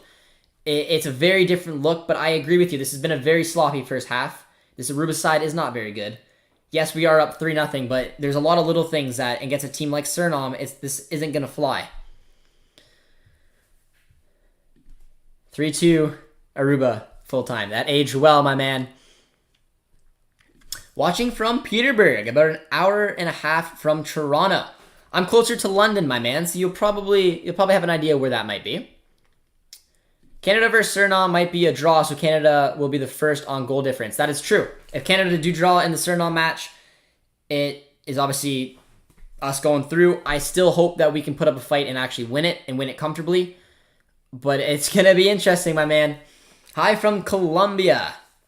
Come on, Canada. My man, I like it. Colombia had a nice World Cup qualifiers win themselves, I believe. It was 3-0, if I'm remembering correctly. Y'all better come in the fight because the U.S. went to the Nations League semifinals, scared, played bad, too safe. Yes, I heard over from Tactical Manager. I did not watch the match that you guys were not impressed. Apparently the Mexicans didn't do any better against Costa Rica. They only won in a shootout. So I think the game tomorrow will be very interesting for you guys as well. Oh, there's a lot of comments coming in, Mike. Okay, I'm gonna have to skip some of them. How confident are you, JJD? Confident enough that you'd shave your head bald if Suriname beats you? I don't think I'd ever be more confident to do that, man. I would be ugly bald, so I'm not that confident. If Suriname upset Canada, man, it stems to the fact that there's still a lot of pieces missing with this national team. It's not like this is a team like the States who've had a lot of games and had a lot of friendlies. They've had 2 games in the last year and a bit.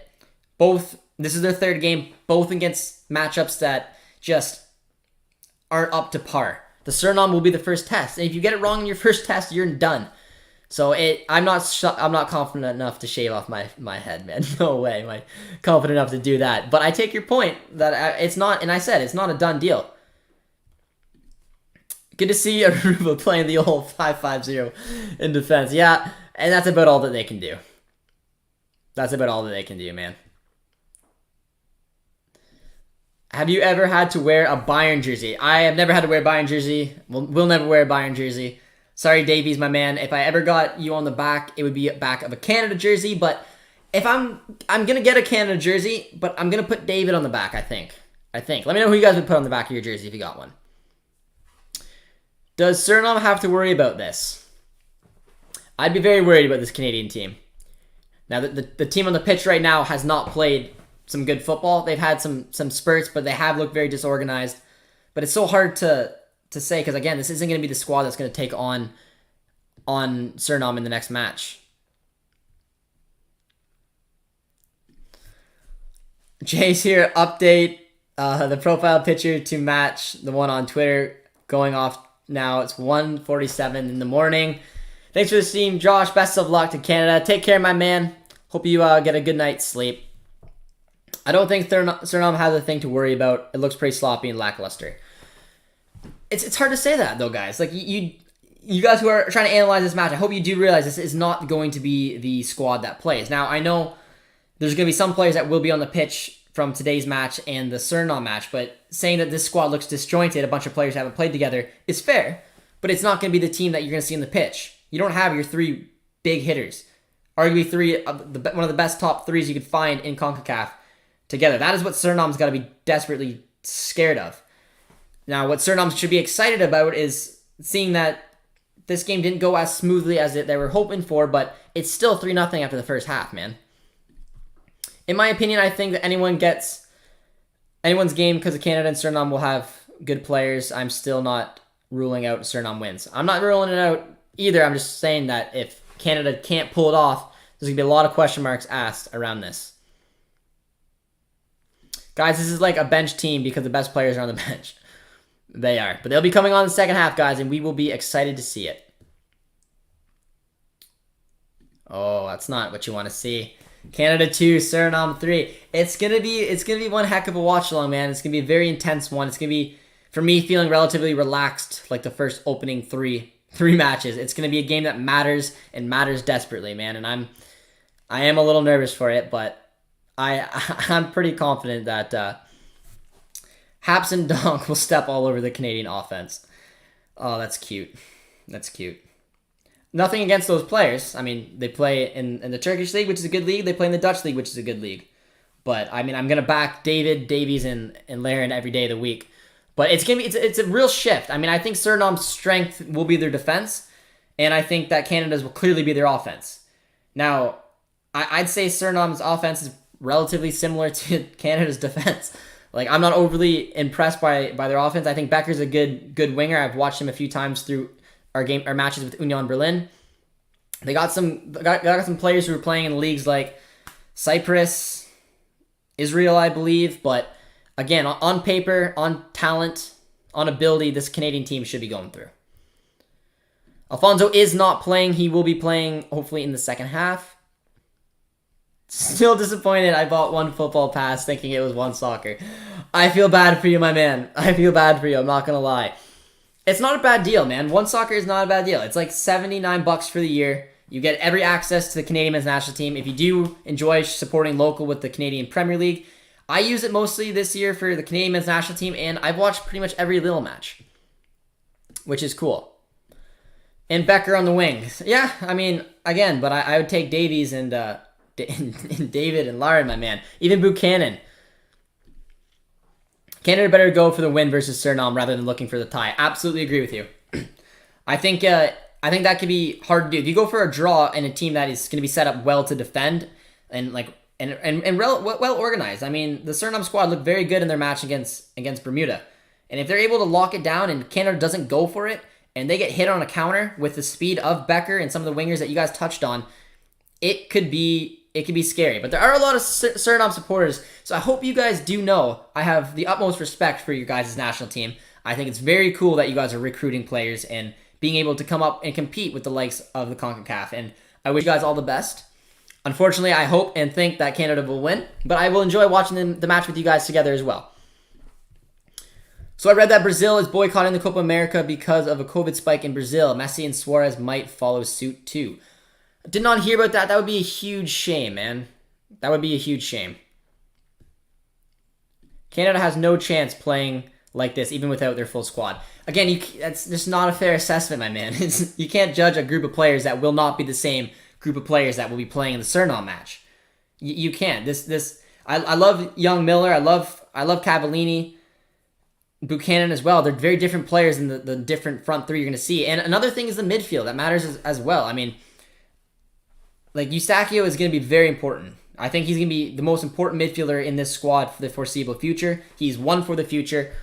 But I don't know, man. If I was Suriname, I'd be a little bit more nervous than Canada should be. But it's gonna be interesting. You guys are making it interesting. You guys, I see a lot of support from Suriname. You guys are also very nice about it. I've had some people on Twitter reach out to me, a nice friendly debate, but you guys are generally nice about it. Suriname hating. What's your scouting prediction for the Suriname versus Canada? I'm saying 3-1 Canada wins. I say that's a good scoreline, man. I don't know. I'm scared because, for example, if Suriname get off to a good start and they hit on a counter and they score a goal, that would scare the crap out of me. I don't know what this Canadian team is made of to come back from it, but I'd like to think with the likes of some world-class talent like Davies, players who've been there and done it in important games like the latter end of the season with Lille, that they'll be able to come through. Canada will comfortably beating Suriname. Relax, everyone. Our talent and work rate is still far past them. It's a nice little debate going back and forth, man. Two polar opposite views. We got 3 substitutes coming on. I'm going to give you my guess for halftime. I am assuming... Actually, I don't know if they're going to sub. I'm assuming they're going to sub at half. I'm assuming they're going to sub some people at half. We're going to win 3-0 for Canada. I think it's going to be a 2-goal game. So I think 3-1's a good scoreline. Union Berlin beat Dortmund. I know they did. It was ridiculous. And to be fair, if you guys go back to my match preview for the Union Berlin versus Dortmund game, funny enough, the player I picked out for Union Berlin was Becker. So there you go. JJD, sorry to tell you, but Suriname is going to obliterate Canada. It doesn't matter if the squad or not. Okay. All right. We'll revisit the conversation, my man. We'll revisit the conversation when the game's over, because there's no way you're going to obliterate us. There's no way you're going to obliterate us. Not a chance. Not with the likes of our big boys. Davies is not starting. He will probably be coming on in the second half. Suriname needs to play a 5-3-2. And again, if I was Suriname, that's exactly how I'd line up. I would line up with the back three. That's the number one most important thing to this Suriname squad, is that they can defend well, and then they can hit on the counter with speed, which is what they got. The Suriname's big advantage is that they got a solid back four. They have speed on the counters, and that is what you can get to win football games, man. Can Canada come from behind? Excellent question, and I don't know the answer to it because we haven't seen it. We have not seen it. But it's going to be interesting, man. Watch them before with so good players. Will Davies play against Suriname? Absolutely. If I'm going on my best 11, I'm assuming against Suriname they're still going to stick with the 4-4-2. I'm predicting Borjan will be in net. Larea, our right back. Vittoria and probably Henry. Maybe I was leaning towards Kennedy, but I'm thinking maybe Henry because of the experience. Adekushbi, in my opinion, will stay at left back. I don't know about that right mid. You can take your pick. Corbianu, Buchanan. If Hoylett's now injured, probably Buchanan. I'd probably see him stay there. Eustáquio and Waterspoon will be our two center midfields with Davies as our left mid. And then Lauren and our boy David up front. Now, you could even put Lauren out on right mid. He played it there for Besiktas this year in a 4-1-4-1. So Lauren could easily play as a right mid with then Cavallini and David up front. You can take your pick, man. Probably going to bring on Corbianu. I think so, and I hope so. I would like to see Corbianu. Suriname right in the middle. Suriname getting... Intense. I like the passion, man. I like the passion, and I'm not sitting here saying that we're gonna obliterate them. I think it's gonna be a tough match. I can safely say we won't be obliterated, but LOL. Why all these Suriname fans lack being modest? We get that you guys recruited a lot of Dutch players, but it's like you guys think that you're gonna play Vatican City. Yeah, I don't know, man. It's gonna be fun to watch. I've had a lot of Suriname people reaching out to me since basically they've done these recruitments. A lot have been very friendly, and the people here today are friendly too. They're just very passionate about their opinion that they're gonna take on Canada. But I don't know. This Canadian squad should be going through, and if it doesn't, there's a lot to look at. Let's talk footies here. I'm a Bayern fan. I will watch the Canada game whenever Davies plays. He'll be stepping on the pitch today, my man. I'm pretty confident with that. Would you consider Canada versus U.S. the El Clasico of America? No, I'd consider U.S. and Mexico that tie. Canada, it's different, man. Like I said, I'm 25 years old, and it's been very interesting watching this national team, man, because the likes of Dwayne De Rosario was our star for so long. Recruiting someone like Junior Hoylett at the time was a massive, massive move. And now all of a sudden we have players winning Champions Leagues, winning Liga 1, winning Bundesligas, winning Turkish leagues. It's incredible to see the growth of the sport and seeing the growth of it. But we're definitely not at the level of Canada and the United States. Even though we did beat the United States, we're showing progress. Cavallini is rocking the armband, though, which I think is very cool. Lucas Cavallini been a big part of some of the turn and development here as well. Davies going to play left wing or left back. He's going to be playing a left mid. I believe we're going to be playing in a 4-4-2 left mid, because I just don't see Herdman being able to go any other way. I'm from Suriname, and I'm going to be hella surprised if Canada loses to Suriname. There you go. And I've had people say that as well, man. It's going to be an interesting viewpoint. I'm excited for it. But I'd be surprised too, and I'd be pretty sad. I'd be pretty sad if it didn't go our way, man. But we'll have to see. Second half has kicked off, and none of the big hitters have come on yet, which I predicted. I assume, and I'm desperately hoping Davies and David will come on. I'm assuming around the 60 to 70th. I don't think they want to give him a ton of minutes in this match, but certainly enough touches on the ball to get a little rhythm in this game. But we'll see. We'll see what they end up doing.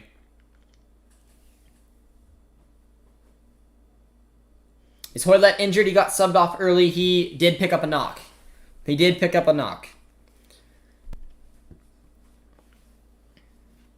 and Corbianu up front. It does look, from judging it, it does look like Corbianu has got a good opportunity to start in that Suriname match.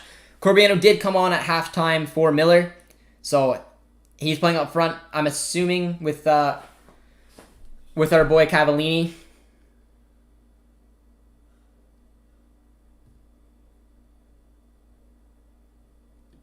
I love the passion from Suriname, but a little ironic that Canada's being called teams that are unorganized and they're probably playing with each other for the first time. Yeah, they are. A lot of these players are playing together for the first time. A lot of the Suriname players are as well. Suriname and Canada have some similarities in the fact that because of a long break, some of Canada's players are just playing together for the first time, a lot of them. Suriname players, with the recruitment and a lot of the stuff that they've done, is a little bit of the same. So it is it is pretty cool, man. It is pretty cool to see. But I'm excited to see Corbiano come on here. He's one that's been a big influence on the Premier League, because he's that one player that has been able to pop on in the Premier League from time to time for the Wolves, which has been pretty cool. Buchanan had a nice little run down the side there. Will you go to Qatar if Canada makes it? Probably not. Probably take my chances that I'll be able to attend a good chunk of matches in the 2026 World Cup. Fun fact though, I've been invited to Qatar. I took international business for my schooling. I had a buddy who lives in Qatar, and he came over for the program, and he invited me to go to Qatar, but I don't know. I just couldn't do it, man. Where do you think Eustachio is gonna go next season? I heard two big names. I heard Napoli, who I really enjoy watching. I would love if Eustachio went there, man. Give me a real reason to keep. That would be my dream. Napoli would be my dream. They're my Serie A squad. Absolutely love watching them. They're going to have, obviously, a new manager next season. Bakayoko has left. He's potentially going to go to Fiorentina, follow his old manager there, which opens a spot in the midfield. And I think he really fits this squad, especially if Fabian Ruiz leaves as well. So I see Napoli really going for him. If not, I think Porto is probably in reality, I think Porto will probably pick him up, but I would love to see him go to Napoli. Beautiful, beautiful goal there. That was wonderful. 4-0 for the boys. What a hit for a fullback, my friends. That was absolutely beautiful. Hope you guys were able to watch that. Nice little touch from Buchanan. Picks up another assist. Beautiful, beautiful turn from the angle. Oh, that was lovely to watch, man. There we are. 4-0. Easy as you like it. But it was a beautiful hit. Drop a like on the screen, guys, if you haven't. Because, I mean, if that didn't deserve a round of applause, that was an absolute pelter of a hit. From a fullback, you gotta love it. That deserves a like on this chat. How many players of Suriname do you know? I know a few through the Dutch league. Haps is a left back who I'm familiar with. He represented Netherlands at the U21 level. I'm familiar with Becker from Union Berlin. Ryan Dunk is one who plays for Galatasaray. There's a few names on there that I know, but when I'm looking at it, like, I see pace and I see a decent back line. I don't see that kind of talent that you see with the likes of Canada with game changers like Davies, David, Laren. It still is. I still feel comfortable with it, but it's the question marks are really on John Herdman, and if he can handle going up against a team that maybe they play with that back five, and they sit back and they put a lot of pressure on this Canadian squad to be able to do some damage in defense as well as on the attack. But it was another nice play there by Buchanan. Does very, very well to win a corner. Snipe City, my man's here. Big Montreal Canadiens fan. Must be buzzing watching the playoffs right now. Hope you're doing well. Hope you're able to watch our national team play as well. I feel good this year for once. Canada could make it back-to-back World Cups if we qualify for this year. I feel good too, man. I'm obviously very biased, but I do still think that this squad, on paper, should comfortably make it to the final round. And then, again, like, I still see so much talent in this squad, and they can get some games, they can get some form. It's a talented group. In my best 11, I got players playing. Every player in my best 11 plays in Europe except for Richie Larea, who is linked to Besiktas, and I believe can play in Europe. It's a good squad, man. Nicaragua or Haiti? I'd put my money on Haiti, but I think it'd be funny if Nicaragua can put a upset on there. 5-1 Aruba is a little guess there. What do you think of Suriname? I think Suriname has done very well to recruit what they have. I think they've done well with and they should, man. There's a lot of talented Dutch players who just aren't able to represent the Netherlands because they have a lot of depth. But they are representing Suriname, and they should try to recruit them if they can, and they clearly have. They have a much better squad than they probably had in a long, long time. But when I look at them, like I said, I see pace. I don't see I mean, I know their number 9 has been putting the ball in the back of the net, but for club, he's been relatively poor. They have a good back line. Arguably, their defense is stronger than ours. They got rapid pace on the wings. So that right there tells me set up with the back 3, hit on the break when you can, and pray that you can break down this team. But it's our attack versus their defense is the way you want to look at it. And if we can get some of our big hitters firing, hopefully we'll be able to see it through. Gerard plays for CF Montreal. Yes, he does. And he had an absolute rocket of a goal, though. Very good to see.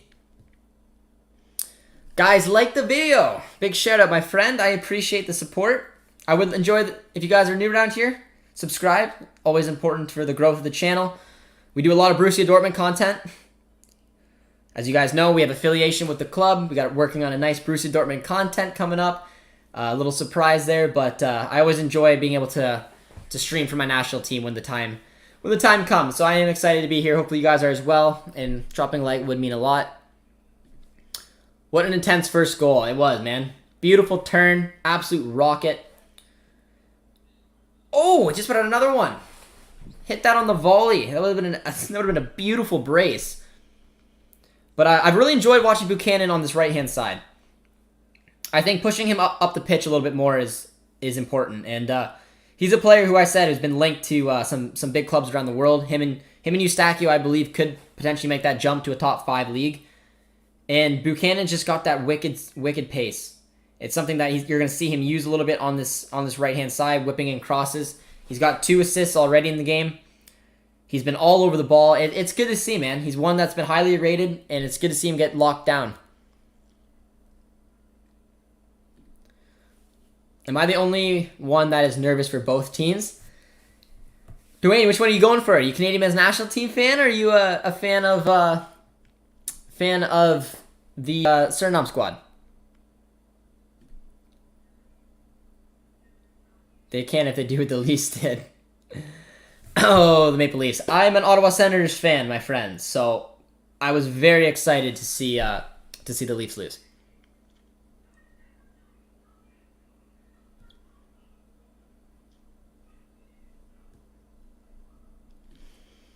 LOL, I'm dying. It's so funny seeing my fellow Surinese hyped. I really hope they know how to deal with a loss. Not going to kill optimism, but I mean, come on, guys. Canada, we're talking about here. It's a very interesting way to look at it, man. It's a very interesting way to look at it because, I mean, like, there's been a lot that have been, and you should be. You should try to get fired up around your national team. I'm fired around my national team. I really am, but I mean, if Canada's going up against the States and going up against Mexico, I'm not going to say we're the favorites, and I wouldn't say that. I say that we have a chance. It's football. Every team's got a chance, but there's a lot of very hyped Suriname supporters. I think they will be in for a rude awakening against Canada, but if they hit it right on the day, man, it's not the weirdest thing that could happen to football that they take us out. So I have similar thoughts to you, my man. I do think this Canada squad should go through, but it's going to be a test, man. It could be a coaching masterclass to take out this Canada squad, or if we just shoot ourselves in the foot. Have you checked Modahood's story? I did. He's recruiting our boy St. Juice, man. He's also working on that contract extension. He's got to be, because we gotta get that boy down. Where has Buchanan been linked to? He's been linked to the biggest one has been Juve. The biggest one has been Juve. I don't know how serious a lot of the links are, but he's been linked through a few clubs around the Big 5 leagues. I believe Napoli might have even been one, so some Italy links there. I believe a Premier League club was in there as well, maybe a Crystal Palace, if my memory serves correctly. But, I mean, the Juve one came out to me. That's a big one. I mean, find a little U.S.-Canada link up there with Buchanan and of course, Weston McKennie would be pretty cool.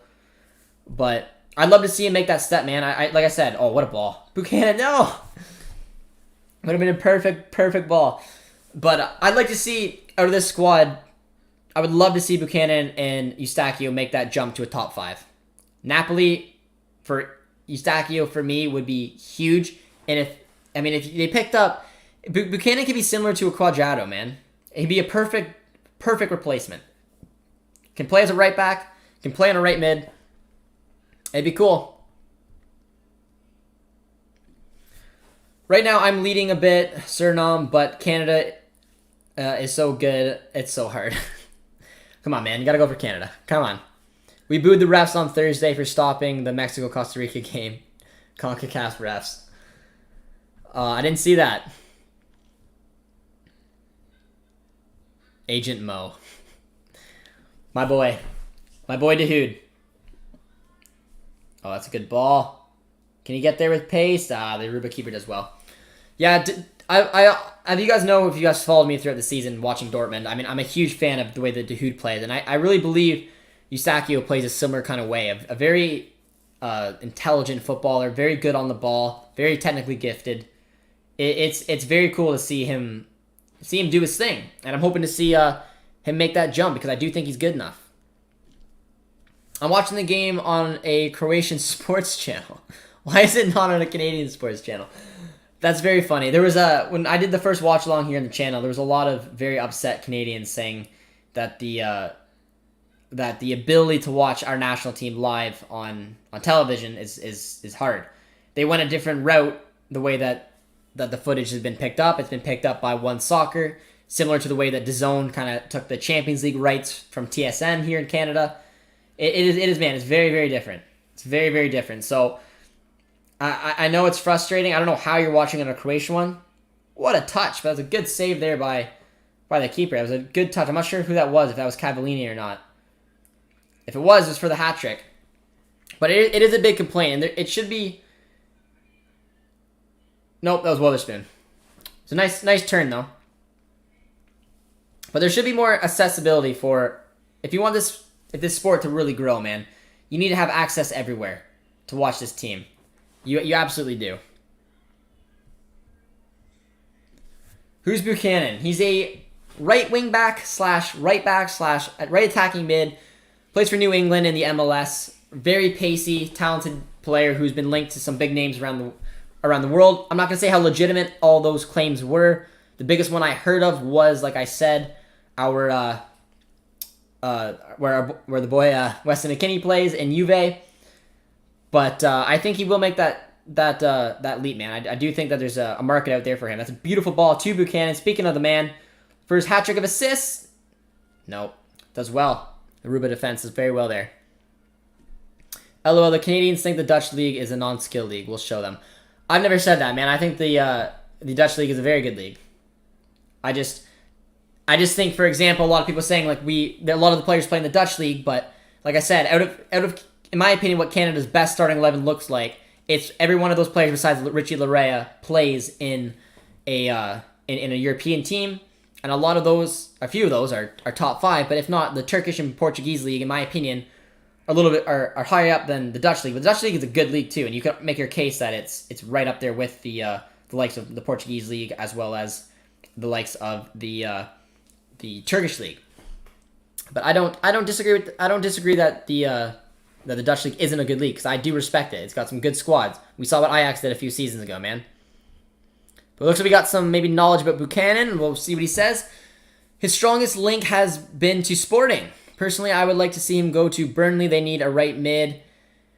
I don't know about Burnley, man. Only reason is because Burnley is your old school Stoke City. I think that they's a little bit more defensive to the game, and I would like to see him on a little bit more attacking team. Sporting would be a good one in the Portuguese league. I don't know where a real good fit for him is. I think like a dream would be Juve. Like I said, I mean, he could be the replacement for Juan Cuadrado. Play as that fullback, play as the winger, do exactly what Cuadrado does, but long term.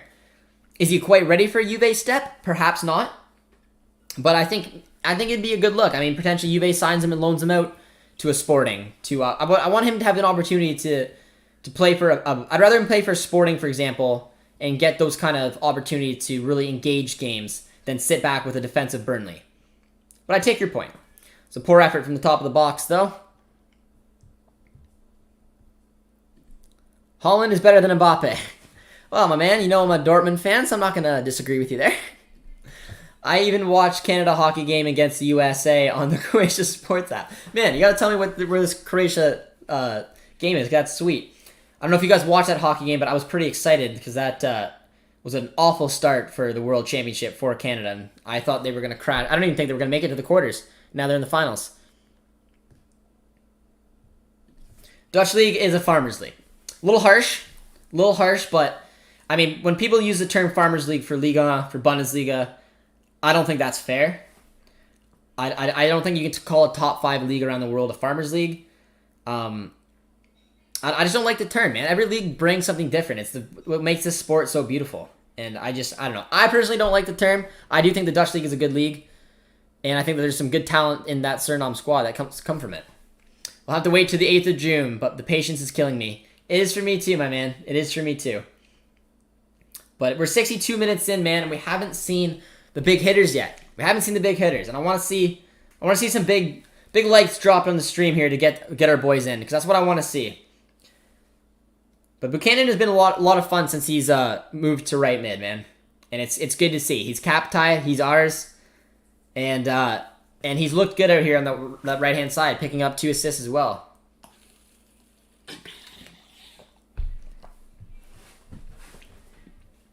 He got shoved up the ball there pretty easily, though.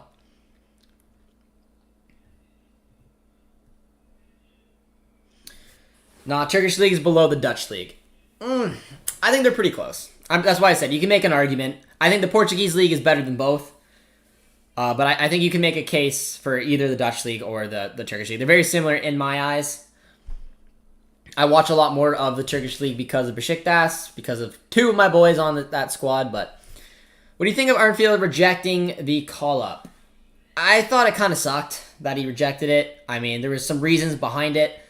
I decided not to read too much into it, but when I did my best 11 video, I had him beside Hutchinson in the heart of our midfield. But I mean, like I said, with the emergence of Eustachio is going to be so important to this team, because I think he's going to be the future for the midfield position. We know Hutchinson, man, absolute legend of this Canadian organization that we have here, but he's 38 now, I believe. So he's coming to an end. Arnfield could have came in here for probably 5 years or so, but it's a shame. It's a shame that he rejected it, but I don't know what his future has in store. Could you see Buchanan under Bielsa? Yes. There you go, my man. There you go. And guys, drop a like on the chat right now. Subscribe if you're new. Number 19, number 20 are coming on the pitch. We get to see a little bit of Alphonso Davies. We get to see a little bit of Jonathan David. And I told you, I said probably between the 60th to 70th minute we'll see him. It's the 64th minute. Kujbi's coming off, which means Davies might play left back in this game. And then Jonathan David's coming on for, I believe that's number 8, which is Witherspoon. And it is. So, interesting. I believe that switch of shape will probably stick with a 4-4-2 with Cavallini, who looks like he's going to be playing a good chunk of minutes today. David and Cavallini up front, which is tasty. I'm assuming Davies will go to that left back position, though. He didn't play it in the game against Cayman Islands. If any league is a farmers league, it's MLS, and I love MLS. There you go. But boys, I'm excited to watch Jonathan David, man. Absolutely stoked to watch him play. Substitute player in the Dutch league is a star player in the MLS. I wouldn't say star. There's been some good Dutch players that have played major roles in their respective team in the Dutch league that made a jump on over to the MLS and played a decent impact as well. It depends on the type of player and it depends on the team, but I wouldn't say that's the case because it depends on the position too. I mean, a defender maybe, but an attacker, because of the DPs, it makes that a little bit hard. Just passing by, but I like the stream. But can I say the Turkish league is better than your opinion? But how can you say that the Turkish league is better in your opinion, ranked 13 in UEFA compared to the Dutch league, which is ranked 7th? Numbers don't lie. It's because the Dutch national team is a lot higher up, which has an opinion. The national team, and I'm not trying to take anything away from the Dutch league. I do really enjoy the Dutch league. But when those rankings come in, they take in the national teams into consideration, and the Dutch national team is much higher ranked than the Turkish team, which brings the Turkish team a little bit down. I believe, if I got that wrong, and if I got that wrong, then I'm mistaken, because someone told me the other day that the English Championship is higher than the Turkish league, so they are taking some hits on it. The Turkish league has taken some hits, but I guess another way to look at it too is that there are some big clubs in each league, and then the rest of the teams can get crushed. When I see Ajax running over teams 8-0. I mean, I've seen it with Besiktas as well this year. But Fenerbahce, Galatasaray, Besiktas, Ajax, PSV, like there are some big teams at the top. But I do think that they're both good leagues, and if you really push me on it, I could say that the Dutch league's better. I'm not that passionate about saying one's better than the other. But I personally do think that they're similar. Got Jonathan David on the ball there. Interesting to see. He's playing a little bit deeper right now. See if he's maybe playing as a center forward type position. Portuguese, the league is ranked 6th. That sounds about right. There's a free kick coming outside of the box, which should be fun to see who's going to take this for the boys.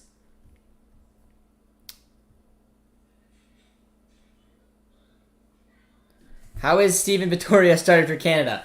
Our Canadians, Canadian men's national team squad right now, the weakest area by far is our defenders. Steven Vittoria is our best center back. I mean, he's had a good season in the Portuguese league. He's playing, compared to our other center backs, he's playing in the best league. He's getting minutes. He's our best defender by far.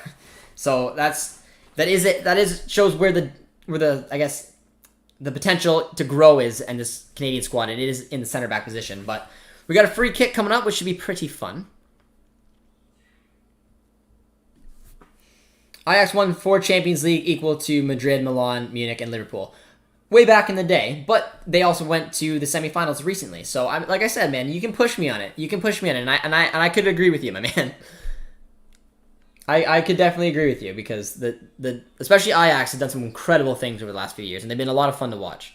And they've recruited well. They've gone out and they've recruited some good players to come play with them, and I give them huge respect for doing that. TFC is a good Canadian players, but there are some American players are terrible. Akinola could be one that could represent Canada soon, but got a free kick coming up. Ooh, kind of straight, kind of over the net, kind of poor. Gooner TV, hey bro. Name of the website you use to show the live match reaction. Footmob. If you're asking what's on the screen right now, it is Footmob is what I use. Turkey is the dark horses of the Euros. I like that, my man, and I've heard that from a few people. That Turkish team has been playing wonderful of late. Opinion on the Penaliga. I don't know, man.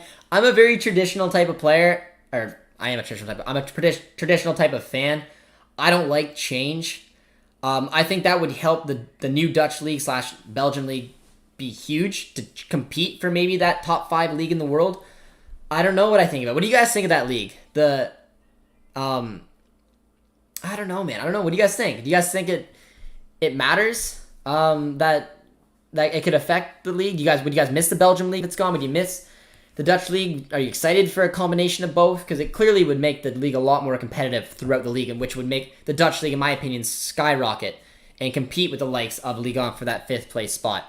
But I might get some information here. No, the UEFA list is where the Netherlands is ranked 7th and based on club results, not country results. Okay, and maybe I'm wrong. I can't remember. For some reason I thought there was a ranking that interpreted both a country's club results as well as the country, but I could be totally off there. But either way, again, like I said, you don't have to push me too much on it. The Dutch league is a good league. But let me know what you guys think about the proposed combination of the Belgium and Dutch league, and if you think that league could potentially compete for a top 5 league around the world. And if you guys are just joining the chat, be sure to comment, like, and subscribe. It's been an awesome conversation with you guys today. Canada is up 4-0 on Aruba. We're in the 71st minute, and we get to see a little over 20 minutes of David and Davies. Where's Davies? He's on the pitch, my man. But he looks like he's going to be playing left back, which, you know. And we got Kyle Larn coming on for Cavallini. Our boy comes on, and he puts the captain's armband on right away, which I like it. I like it. I'm a huge fan of Kyle Larn. He's rocking his number 17, which, if you guys remember correctly, is what he wears for Besiktas, so I like that. Davies obviously switched from number 12 to 19, which is what he wears at Bayern. Cavallini took on number 9. I think he looks good with the captain's armband, man. I would say that when it comes to ranking, you can argue that advertising and promoting also come into play, and that's an advantage to you that you have more eyes in your league than others. It's very true.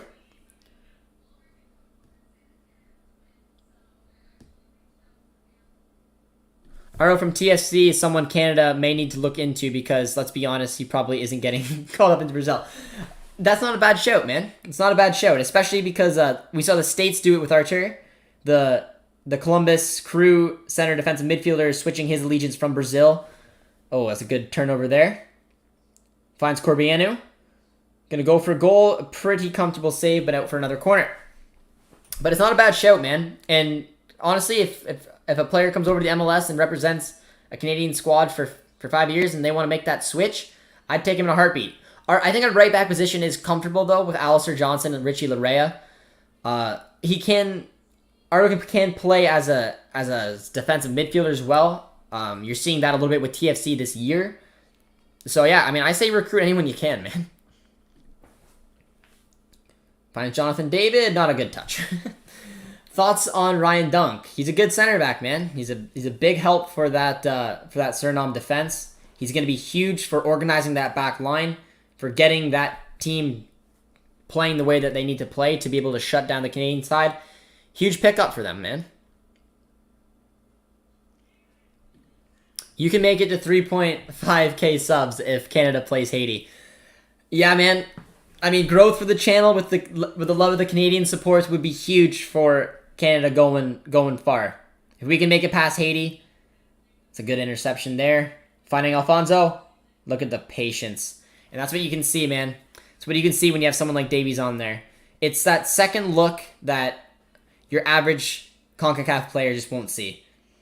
I mean, the lightning speed to get onto that ball. Yes, we didn't score on it. But the lightning speed to get onto that ball, the patience, the touch to go around the keeper. It's appealing on the eyes, man. But yeah, I mean, I love seeing the growth of the channel when it comes to the Canadian streams. I love seeing some Canadian fans around the world. Like I said, growing up in a small town, didn't always get that, so it's cool to see some fellow national team fans here. So if you guys want to help me get to 3.5k and want to subscribe, it'd definitely be appreciated. What would you say are the 5 best CONCACAF nations? Oh, man. Fair warning, Canada will be in there for me, and I truly believe they deserve to be in there. I just think they have too much talent. I mean, when I compare it to the likes of Honduras, Panama, Costa Rica, they don't have the pedigree of what some of the players in this Canadian men's national team have won. I think when we look at our coach, when we look at the back four, is where you can poke some holes into this team. But there is a lot of firepower, and when I'm looking at the top 5, this Canada team is in it for sure. I'd go probably winner of the U.S. and the U.S. and Mexico game tomorrow will be top in my opinion. That'll make that easy for me, but so U.S., Mexico 1-2 for sure. Jamaica 3, Canada 4, Costa Rica 5. I think that Jamaica team, again, similar to Canada, similar to Suriname. A lot of new recruitments, a lot of talent in that Jamaican squad. They keep recruiting, sort of similar to Suriname. A lot of Jamaican talent who could have represented Jamaica, plays for the England team. I believe Kyle Walker, Raheem Sterling are 2 examples. They're recruiting a lot of England's got a lot of good leagues, and they're recruiting a lot of players in the Premier League and the Championship, which if they can click, they will get it right, and they will do well. Kyle Aaron will most likely be our biggest star in our match against Suriname. I'm hoping, but I'm also hoping David and Davies. I think those 3, just the combination of the 3 will be clutch, and I'm very curious to see what John Herdman will do. If he will go with that 4-4-2, if he will do a 4-3-3, maybe a 4-2-3-1. Lauren this year with Besiktas has played a lot of minutes out on the wings. He's played as a left mid, a right mid, and a striker in a 4-1-4-1 formation. So he's comfortable playing with a 4-man midfield. I think we should put him up front because I think him and David would do some dangerous things. But I think Cavallini is one that I just think Herdman rates him, man. I see a way to get them all on the pitch. It's a 4-4-2. Lauren would then be a right mid, which would take a little bit away from his game. Davies at left mid, and then Cavallini and David as our strikers. David is well there. Finds Alfonso. Baby, there we go. That's what you like to see, man. That's what you like to see. Two of the biggest talents you're going to see in Canadian men's national team doing it on the day. That was a goal from Alphonso Davies, assisted from Jonathan David. Oh, it just gives you jitters, man. It's beautiful. And right there, just little things that top-class players can do. Jonathan David making space for himself, going for the overlapping run, finding Alphonso Davies, who, from a tight angle, has a nice little run, has enough presence to put it across goal, and buries it. Easy as you like. The difference between Bayern and Canada is that Davies is the best player. You think Davies has enough to lead this squad? Don't think so. I absolutely do think so, my man. I think Alphonso Davies is the only world-class player that you can find in CONCACAF, unless you take Keylor Navas into example. But I think that's a pretty known fact. Like, and not only from me, but from other people even on today's stream have said that, who aren't Canadian men's national team fans. Alphonso Davies is a phenomenal talent. He can absolutely lead this team, and you just saw it with, 10 minutes on the pitch, he's got one in the back of the net, which I guess it's Aruba. But if you want to see what this kid can do, wait till that Suriname match, man. June 8th is coming. It will be a test for both teams, though. I absolutely agree.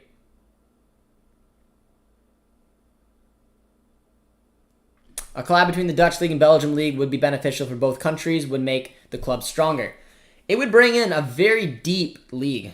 A lot of good talented teams in the Belgium League, a lot in the Dutch League. It would be an interesting. I can't think of an instance where a European leagues like that have combined in my lifetime. I'm young, but if you guys can think of it, let me know. I think Lauren should be a good buy for West Ham. That's probably where I would look to bring him if I was going to bring him to the Premier League.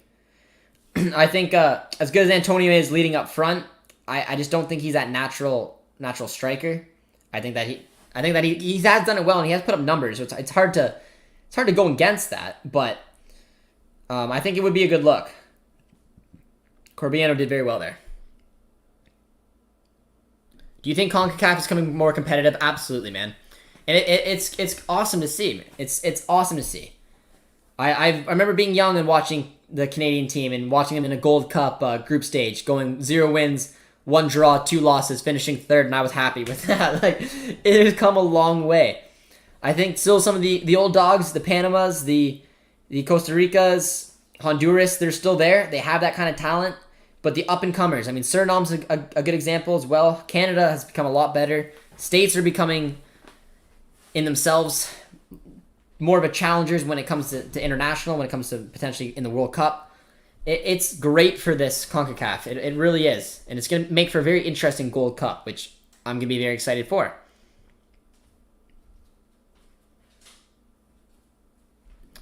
Which channel is it on? I'm watching it on One Soccer, my man. How about Pulisic? He won a Champions League. He did. And a big congratulations to him. It was deserved. And,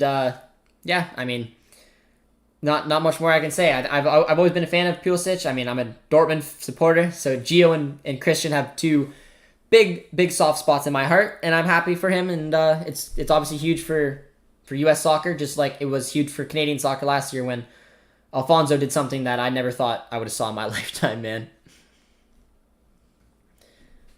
Greetings from Suriname. I think Canada's team is way too dependent on David and Davies. I wouldn't totally agree on that. I don't think we've really seen it in a way of late where we can really determine that. We've seen 3 matches. David didn't even play in the opening 2. Davies has so much time and space on the wings. He's just too quick. He's too light. He's on the ball right now. Going in with a nice little cross. Actually, it was a very poor cross on Davies' standards. But they're going to rely on them because they are that kind of talent. They're going to want to get to the ball to the speed of Davies. They're going to want to get Laren, and they're going to want to get David on the balls when they can. Bayern fans here, and he's got Davies. He's back. Best left back in the world.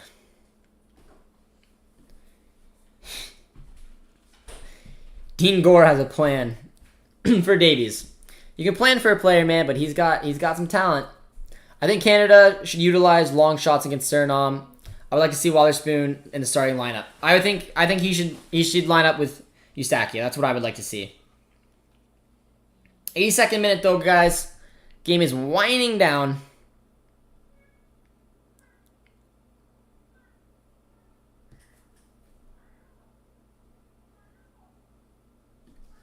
Marcelo is the best fullback in the world. Not anymore, my man. Not anymore. He is not what he used to be. Davies and Robertson, but of course I'm going to say Davies, man. Davies is the best left back in the world. Come on. Marcelo was a fantastic fullback, but just not the case anymore. He's too old. Probably won't be at Madrid for too much longer. Pulisic is the reason Chelsea was even in the Champions League. He had some pretty solid performances, my man, and it's cool. It's cool to see. It's a shame he wasn't able to start in the Champions League final. I know a lot of obviously U.S. men's national team fans were disappointed. He came off the bench, which was cool. Almost scored a goal, which would have been even cooler. But best left back for me is Andy Robertson. I'd have Andy Robertson up there with Davies. A little bit different, but a little bit of the same. The defense from Suriname and skilled, most important experience. That's the reason I think that they can stop Canada's attack. I just think, again, when it comes to CONCACAF, you can see in games like this when it's 5-0. I get that Suriname has some decent defenders, but these decent defenders play in leagues so far below where Davies and David are playing that I just don't think that they're gonna have it in them to be able to stop this front four. The only way I do though is like if they have a game. Like I said, if they line up in that 3-back formation, they play some ugly football, they get it done on the day, and they hit with the speed that they do have, that's where they're going to make Canada struggle. And if John Herdman can't get it together, then that's where you're going to see it. But it's going to be a close game, man. I absolutely agree. But I think it's going to be tough to keep quiet the likes of Alphonso Davies, Jonathan David, Kyle Larin. Even Corbiano, if he comes off the bench. We got some good talent to come off the bench. Corbiano just had a nice little touch there. Decent box, but nothing there. Canada shouldn't underestimate Suriname, and I'm not. I've tried to make it very clear that I'm giving them the utmost respect because I do think that they're going to be a very, very tough team to break down, especially if Suriname have a game plan and stick to it. But I think it's going to be interesting for both, and I'm excited to watch the game. Best left back is Guerrero, baby. There we go. Can't forget about him. Again, all three very attacking fullbacks.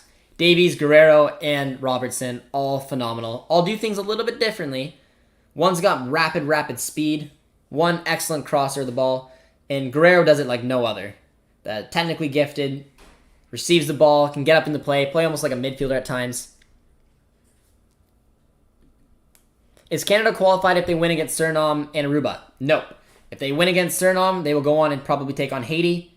2 legs there. They win both of those or get through those legs. They will then go on to the final qualification. This is a long journey. We are nowhere near being done yet, man. And if we lose to Suriname, we are done. And it's over. Just like that. Nice ball. Nice little run there from Corbiano. And a quick ball to Davies. Relatively poor cross. Good look, though. I'm a Scottish Canadian, so it's hard for me to choose Davies over Robertson, but I'd say Davies is better and more unique.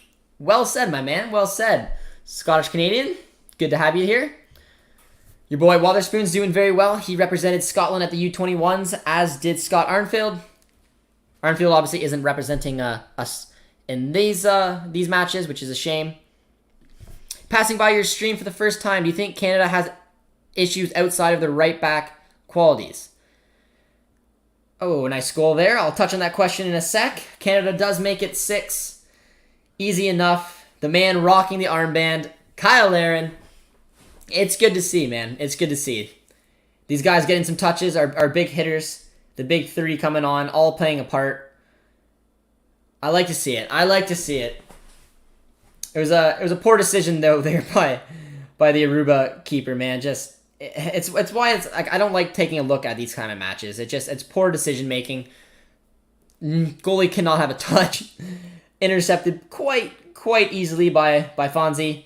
Picks up Larin, back of the net. There we go, boys. Quick, easy, 6-0. But that's an excellent question, my man.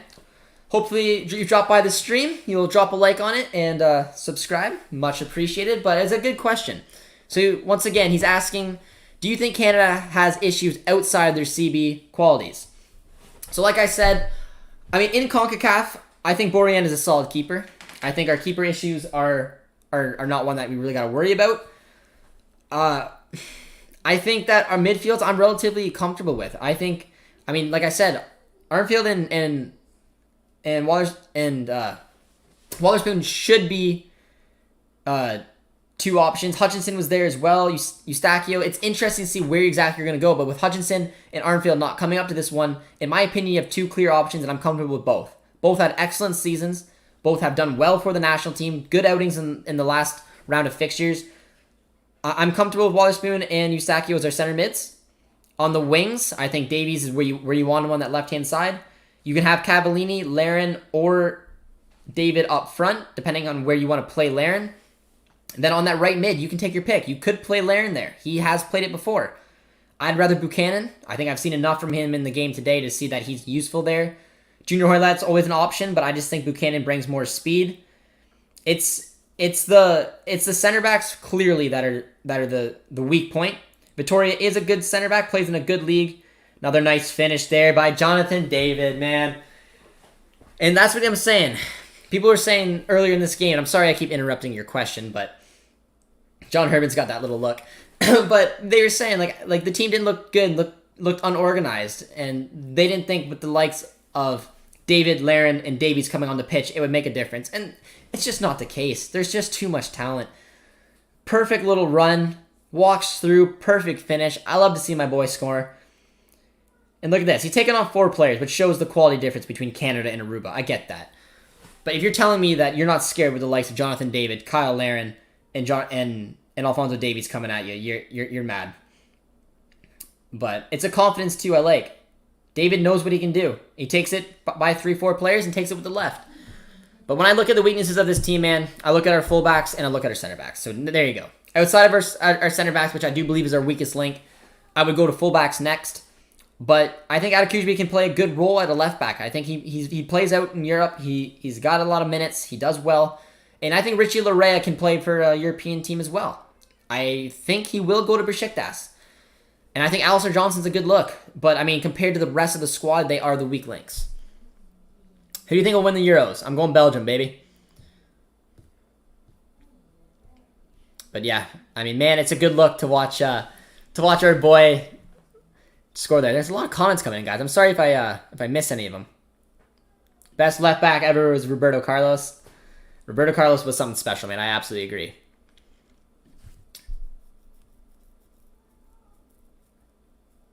Would you want Pro, Real, and MLS? I would. I guess. What if a friendly was Canada versus Wales? What a game that would be. If I had any type of input when it came to Canadian soccer, man, I would follow the States. The States, every chance they get, set up friendlies, and they do it strategically. Now that COVID is a thing, but they have lineups where they take on all their international. Oh, that would have been such a nice goal. Buchanan looking so good with Larin there, just sky it. But looking at the Canadians playing abroad, playing in Europe. Find those kind of friendlies. Get those group of players playing together versus Wales. And if travel's an issue, find the MLS Canadian players. You can put a starting 11 of some pretty decent Canadian MLS players, put them together and take on the likes of Aruba and those type of matches. Get more games in and get more competitive games in. Especially, you can put together a team of Canadians that play over in Europe. You can do that. And then find Wales, find your Switzerlands, find your Irelands, find whoever it is and get a test and get a look at what this team can do. Because the States are doing it. They're doing it well.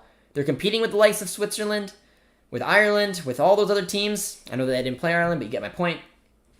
But, yeah, I mean, that's a great point, my man. Woof. That's why those 3 need to play together. Larin, David, and Davies can't get the positioning. Yeah, they're going to be too dangerous, man. But that is the game. 7-0 is the way she finished, man. 7-0 is the way she finished. It was it was pretty. It wasn't pretty to begin with, but it's a talented group of players, man. It's a talented for you guys. Possession was 35 to 65 for Canada. Total shots were 23-0. Chances created were 25-0. Big chances were 4-0. Accurate passes were 441 to 221. Sorry, 211. It was a stroll in the park for Canada, as it should be. We topped the group. That's what matters. We roll on from there. Wales C team beat Mexico a few months ago. It would be amazing if Canada had a friendly with Wales and won. It's a good point, and I do remember that. A lot of U.S. men's national team fans really enjoyed that. It's inevitable that Davies is the best player in CONCACAF, but don't forget teams with greater talent like Belgium fail on important moments. Fair point. And again, but baby, this is football. Anything can happen. But it was excellent watching the end of this match and seeing some of the big boys come on. It was good to see. Had a super chat come in, and I appreciate that, my friend. Helps out with the channel. Congratulations to Canada. Much love, my man. I appreciate the donation. Means a lot. It's good to see. It was a straightforward game, man. You're absolutely right, JJD. I was saying the same thing tonight. We need to have more games against good teams. We do, and it's the only way to help this not only team get better, but to help this sport grow in our country. And I would love to see it. I would love to see these group of players take on some solid teams around Europe. It would be absolutely incredible, and I hope it does happen. Tuesday will be crazy. I hope you guys will join me on the watch along, man. It's a huge moment for Canadian soccer. It's gonna be fun. Shout out to Aruba though. I mean, it's always tough. You were the underdogs. You did better than the other two teams did at the beginning of the game. I'll give you that. Problem is that the CSA is super cash strapped, so every decision they make is conserve money. 2026 is going to be huge for them to start making some cash. Well said, Alex, and I agree. I hope they look into it a little bit more to figure out a way to get it done, but I do agree with you, man. Run by idiots. They think that money would make the exhibitions against Italy. Yeah, I just think it'd be such a huge thing to get games against Italy, Portugal, Croatia, England, all those teams you said. Get these Canadians playing against them. It would be huge, man. A donation. It's much appreciated on the channel, my man. Absolutely love it. Too bad you only won by one score. It would have been 3. Yeah, there we go. There we go. One score, one football touchdown. You gotta like it. Gonna use the word soccer. I've been very careful to use the word soccer while I was here on the channel because I usually stream in front of Europeans for the Dortmund matches, and they do not like that. But it was a good look though. But again, this match means really nothing compared to the game that we're gonna be taking on against Suriname, guys. So I hope you guys enjoyed this watch along. It was a lot of fun. Canadian men's national team walks out 7-0 winners. No real surprise. The do or die game is coming on, man. How do you usually watch Canada games? One Soccer. It's an app. It gives you full access to all Canadian men's national teams, the Canadian Premier League, and every Lille game, so you can watch Jonathan David, man. It'll be fun. Soccer is a word invented by England. I did not know that. I thought it was invented by the States. It's very interesting. Rio, my man, how you doing? Suriname has 0 goals against, and Canada has 1. If you watch the goal that Canada let in, it was an awful cross that Borjan dropped. But I don't think that matters anyway. It's going to be a good game against Suriname, man. You'll see how good the Dutch league is on Tuesday. I'm so sorry if I offended anyone about the Dutch league, man. It is a good league. But guys, you've been absolutely fantastic. I appreciate you staying in with me throughout this game. Canada, Suriname, Tuesday. Hopefully we'll see you here on the channel. Much love, everyone. If you want to drop a like on the way out, subscribe if you're new. It's much appreciated. And hopefully, yeah, we will see you Tuesday.